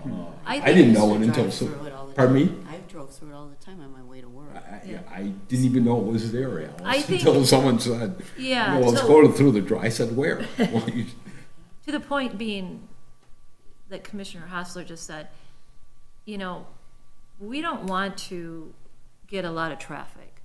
We don't want something where we're going to attract a ton of traffic at Woodward and Long Lake Road. And I didn't know about the Starbucks, but that scared me. You know, so I think we're not really a chain community. Although Einstein's here and that's a chain. That's another one, you know, that it's a chain. We're not really that chain kind of community. We don't want, and when I talk to people around the community, it's not that they want us to be a bunch of office buildings, but they don't want it to be a bunch of, attract traffic. I think, like, as a separate aside from zoning changes, it might be really interesting to gather up all of the property owners and talk about, like, independent businesses and how we can better support the recruitment and retention of local businesses. If you see a coffee shop that you're like, oh man, this is a great coffee shop, would they be interested? Hey, we have a great spot for you. Like, would you ever consider opening a second location or a third location here in Bloomfield Hills, where you're going with somebody who's already opened a business and is successful, and you're telling them, here's what we have available. Maybe it's working with the property owner to understand the properties and spaces that are available, or even, you know that this area, like, that's a great building for a coffee shop. That's a great building for a small sandwich shop. And then go try, like, we can't all do that, go try to find these people, but you can go places and you can ask people, and then if we can share that with the property owners, like, here's what we're really looking for. This is what we want, this is what we think we can support here. We know we can do that with the market study. I honestly, we don't have really much of a problem with retail, honestly. The small area where the deli is, that's been full for as long as I've been there, and Jonah's site is full. He gets big rents, and it's all fully occupied. I'm more concerned about someone coming into taking Little Daddy's, the bank next door, and I lose track of the years, but it was on the market. It was only on the market if they kept a lease. It was a lease, there's a leasehold on it. But if someone, there's well-to-do people that would look at that and as an opportunity, Sheets might look at that and say, not that I want to say that, you know, we don't want that in the city. Yeah, one of the things that I don't know, drive-through, right?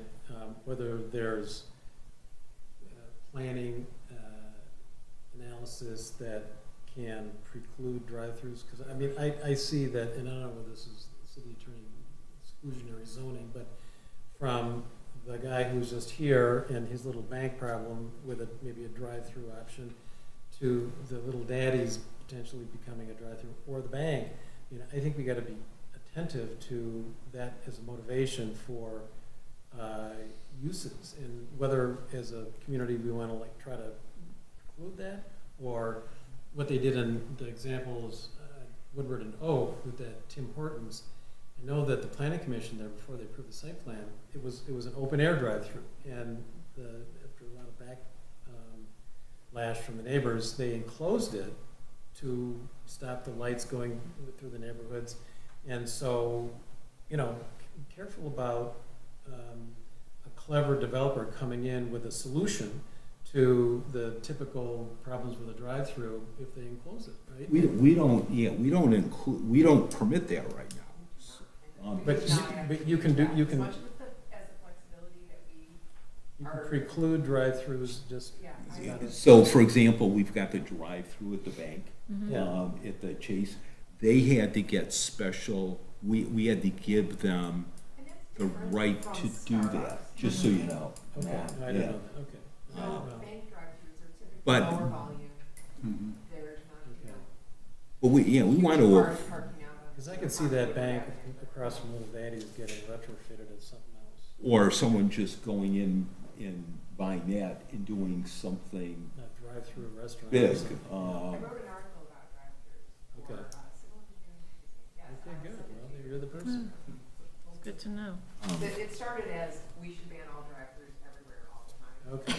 It was tempered into, if we have to have them, let's have them in the right spaces, and let's have them be designed so that they're Which here is no minimal- spaces, a minimal Yeah. part of our site, but. Yeah. okay? So, I guess, So again, but just to touch on that though, that and the other one, going and even kind of circling back to the very beginning comment about how we can get really detailed, we take a really long time doing amendments, and that's, again, why we're trying to be very narrow in what we're presenting to you now. So we get through these, and if there are things like drive-through and drive-through standards, if we need to address small discounters, which we actually could do that with this one. We have a definition for it, and we could probably say that that's not. Okay.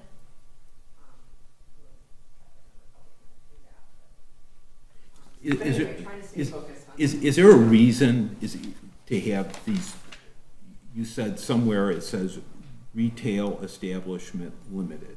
Is that like just one word somewhere in the zoning ordinance? Yes, in It- your Could you just make this one definition, say retail establishment limit? I mean, well, yeah. do you need two definite? Yeah, look on page 3.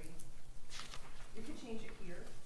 In section 24-132, number 2, additional uses shall be permitted after the planning commission finds they meet the following standards. C, of the character of a limited retail business establishment, located, designed, and intended to serve only persons working within the office complex. Why don't you just take out the word limited? And just say, that's fine. Well, and It just gets rid of that definition, and Is there, Well, I mean, okay, so if we're gonna get rid of that entire definition, because frankly, the last part of the sentence where it says clearly incidental and subordinate to the principal permitted use, I really don't know what that means. neither did I, so. Yeah. So we just get rid of it? Get rid of it. Okay. Well, if an attorney doesn't understand it, usually you can make something out of it. And I take it, just assuming that the retail, the enclosed building means you can't put a tent up. Okay. Right, So we can't have fireworks stores? no. Which is a reason, though, if you've got a retail establishment, where someone can't take their retail establishment, put an awning over it and start selling fireworks out of it. That's why you want to say enclosed, right? Yeah. And there are separate other rules about. Yeah, but, and not just for, but just by example, why it's got to be under. Sidewalk sales or Right. tent sale, that would not be permitted unless, we don't allow that. Okay. And the reference to wares, that's just a recognized term, I mean, that's not, it sounds, goods and wares, it sounds a little antiquated to me, but I mean, if that's a term of art that, okay. So now we're going to combine this. So retail establishment shall mean an establishment for the retail sales of goods and wares within an enclosed building. Is that it? Which, in related products, or just leave it as that one sentence as it is? Just the one sentence and get rid of the last, yeah. Okay, I'm fine, I'm just trying to collect some. So offices, you've struck the words, "and offices of an executive, administrative, or professional use." So I'm gonna go back to the definition. So we've got offices. So, we've got the definition, office, comma, professional.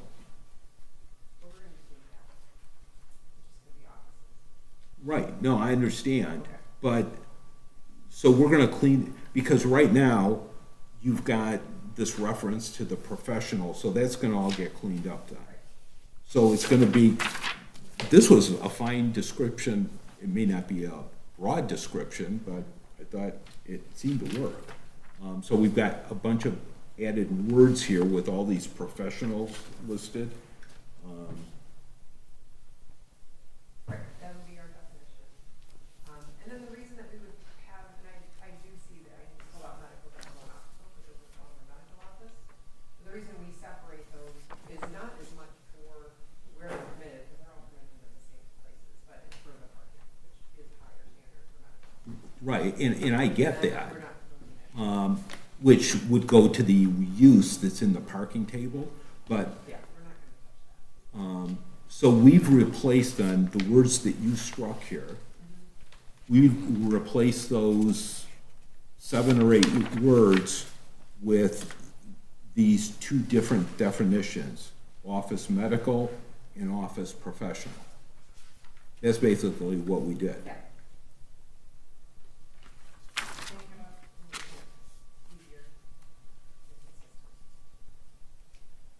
If FedEx or UPS wanted to have a store here, where would that fit into one of these categories? You'd consider that retail? Yeah. Okay. What about a marijuana dispensary? No, we did that right away. We did it when the law was passed. We have an ordinance against that, if I'm not mistaken, right? Yeah. Good, but good point. There's a couple things, I don't want to get into this, but, I mean, bowling alleys, do we really need that? I mean, Yeah, let's look at that. you know, I mean, bowling alleys, the other one I had on here is public utility offices, telephone exchanges, and public utility substations. I mean, nobody does that anymore, you know what I mean? Some of this is kind of antiquated. Yeah.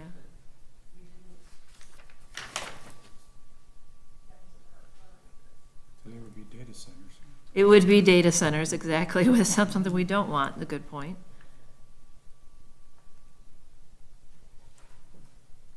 And I think on the hotel one, can we expand on hotels to, I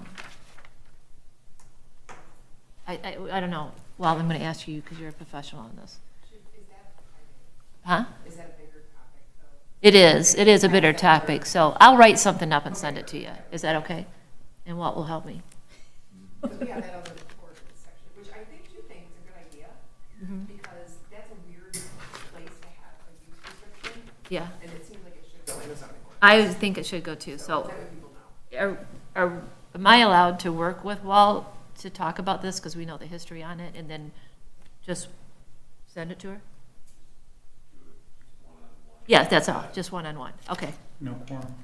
okay, got it. That just committed you, Walt, just want to let you know. Well, and I always defer to Will, he's the, Yeah, exactly, okay. Get everybody happy. okay. Yeah, I just want to focus on these uses. So other uses in the determination of the ZBA.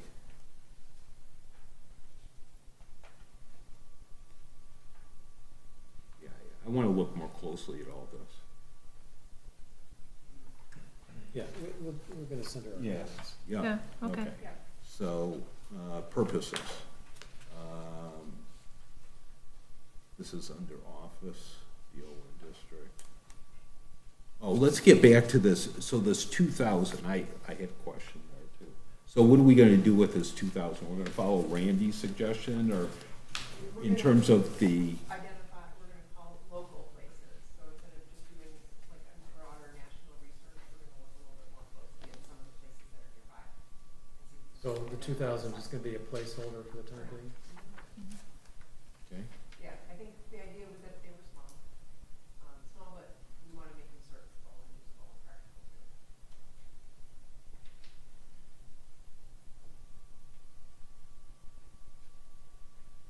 So,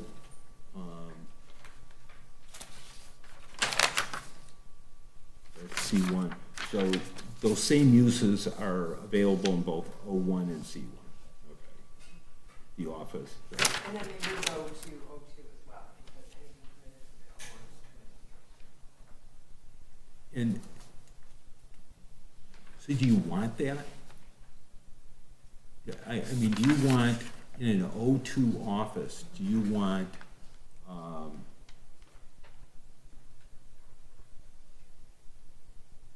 do you want wellness facilities? I'm just asking the question. I mean, when you think about it, I don't know, I'll think about that. Okay? Not to belabor the issue.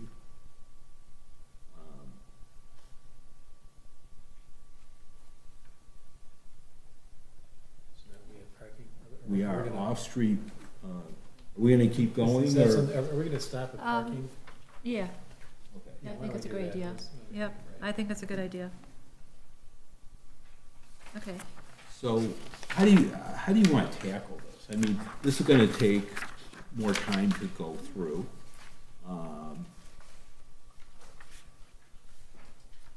When's our deadline? We got 2 weeks, basically. 2 weeks? Would you guys like more time? Would you like me to ask the city commission to extend that a little bit? Well, I mean, we're showing progress and working here, which is what we need to do for the moratorium, is you need to show that you're working and it's progress, and, would you like more time? Yeah, I think jamming everyone during the summer here, I mean, because there's important issues. I agree. And And I love the deliberation, I like everybody's comments. I think it's really yeah, worthwhile. we just have a little more time. Not too much, but we need some more. So 30 days? August 31st, or do you want to go into September? Yeah, that's, You think that's? End of August. or maybe that's not, we can always extend it, I guess. You can, as long as, the big thing with the moratorium that I've learned, it has to show we're making progress and that we're working on it. And that's what this whole thing is about. Is that Why don't we correct? schedule- If you want to do subcommittee meetings, why don't we schedule them? So if you wanna send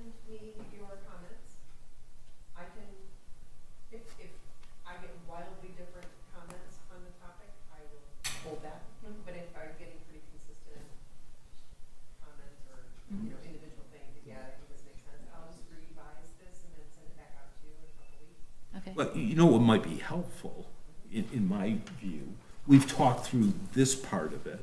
What we've done in the past is you take our ideas and let's update this language, and then we can review it and circulate it. And Can I make your comments though first? yeah, I don't, but I don't want to start providing comments for anything we haven't yet discussed. So, Everything up to parking. yeah, and if there's something more, if there's something in writing, I guess I'd like to see before I put something in writing with written comment. I think it's almost best that we have your framework before I feed something back. I'd like to almost see what you write. So you're gonna change some of this language? Yes. And then I'd like to see what you change.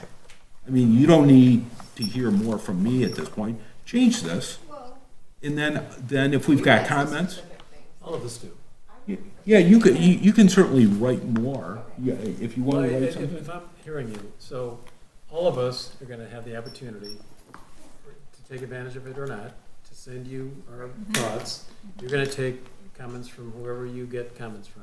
You're gonna assimilate that into a revised draft, and then you're gonna send that back yes. to And I us. would say also, just to put a finer point on this, I will include that in here where it's consistent with what I heard you all talk about. Yeah, So if you Right. send me something that is like, we didn't talk about that, I'm not gonna put that in, or maybe I'll put it in and I'll put it in yellow highlight. and if it I'll means say, something, here's we'll the bring it up idea. again. Yeah. Okay. Can we have some deadlines? So like our input to you by, say, the end of this week? That would be You great. get something back to us by the end of next week? Yes. Yeah, I don't, is the end of this week, are you comfortable with that? And for me, I bet if others aren't, that's okay. Do we have all I this mean, in one? we can't just take a month to do No, every cycle. no, right? I We've get gotta do it. Yeah, can you, that's a good point. Can we have this in Word? So we can. Yeah, it'd be good, then we could send you markup. Yeah, we can send markup. Yeah, Yeah. Yeah. so I don't, I mean, I know it was sent to us, but I. Well, no, I Is it guess we Word? just send I it don't out. know. Yeah, so I need a word. So we're only dealing with these first two pages, right? Yeah, I'm not giving you, I'm not addressing, I'm not going into, There's only 5 pages, I mean, does it matter if we draft? Yeah, send us I all think in if we've got Word. comments, we'll And send give it her to our you. comments. Yes. The rest of it. We haven't Yes, talked I about it think yet, so. but. yeah, I guess personally, I know. I look at, I mean, if we're gonna continue this discussion, I look at this whole parking situation. Basically, I got into the detail. If you look at our parking, we use the same criteria that, we're using the same criteria as everyone else. Our numbers are a little bit different. I'm uncomfortable, totally uncomfortable with just applying. I can tell you what a developer's gonna do is, they're not gonna go through and calculate their usable square foot. Yeah, and frankly, I think just making a wholesale reduction. It is. It is, It is, and, but it's based on usable space as which. well, but what you're doing, so everyone else, I look at, and I'm just gonna use, I'm gonna use township, okay? So, their medical office is the same as ours. I know. And so what you're gonna do is you're gonna reduce hours by 20%, and Well, I don't, not necessarily. yeah, you If they are. give us a floor plan and we see that it's all, there's like a small closet that they use, well then they've got a lot of usable floor area. Yeah, So I'm not but putting up full this space. language is incumbent on them to do that. And, I guess that's part of a longer discussion, and so I don't wanna start writing up a lot of language on Let me that. just preface that part of it, and I said it in the memo, is that a lot of the ordinances that we share with you are from communities that haven't updated their ordinances in a very long time. And so if we look at Bloomfield Township, for example, their master plan is older than yours, 2007. Yeah, actually, they were drawn up at about the same, They've done- theirs looks almost identical to ours. They're, it's the same company. I know it That was. did it. And they haven't done that many ordinance amendments either in the last, how many years? They've done some, they haven't done a lot, and they haven't done a wholesale review of their parking standards. So they're there as information, but also with the note that they also Yeah. How dated and probably could be updated, and I think we included Rochester Hills in there because we knew, they had updated standards, like the last. Okay, so, update if you want, go to where you want, and we'll get it in Word, and we'll address this in August, at the August meeting, and then I'll ask at the city commission for the city commissioners to extend it until August 31st. Is that okay? Sounds like a plan. Okay, perfect. Thank you. Are we adjourned? I have a question. Okay. Excuse me. I think at the last meeting, we asked legal counsel for a written opinion with respect to the basis for the moratorium. Have you, can you give us a status report? I don't understand what you mean by the basis for the moratorium. I'm sorry? I said, I don't understand what you mean by the basis for the moratorium. Unless The I'm, basis for the moratorium is contained in the moratorium. Well, That was- the city commission, he didn't do the moratorium. I think we talked about this. The city commission is the one who voted to have the moratorium. We wanted the planning commission to take a look at exactly what we're doing now. It wasn't him. Maybe Amy could give him the motion. That might be helpful, because there was Yeah, a we can give you the couple-page motion. motion that Mark drafted. Maybe that would help you too, Yeah. because that was the basis for. am I imagining, or did we not have a discussion at our last meeting about it might be helpful to have a description of the legal basis for the moratorium?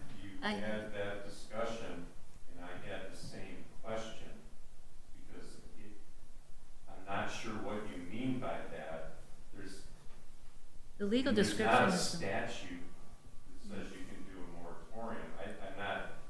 I'm not understanding what you mean by the legal basis. I think that, with all due respect, I think the suggestion by the two of you is exactly what he needs. Okay, we'll send it to you. We'll have No Amy problem. can get it to Yeah, you. we can get Craig. it. Yeah, no And- problem. And it Yeah. explains why and what the intent is and all of that. Would it not be helpful for all commissioners to We receive can send it this? to all of you, yeah, if you want it. I mean, I don't want to be the only, Yeah, I just thought that was a, it's a public document, so I think we're fine. Yeah, it's a public, yeah. Yeah, we're just, I guess I misunderstood our discussion at the last meeting. oh, that's okay. We'll get it to everybody. It's not a problem. All right, we got another meeting in 5 minutes. We adjourn? Yep, we adjourned. Motion to adjourn.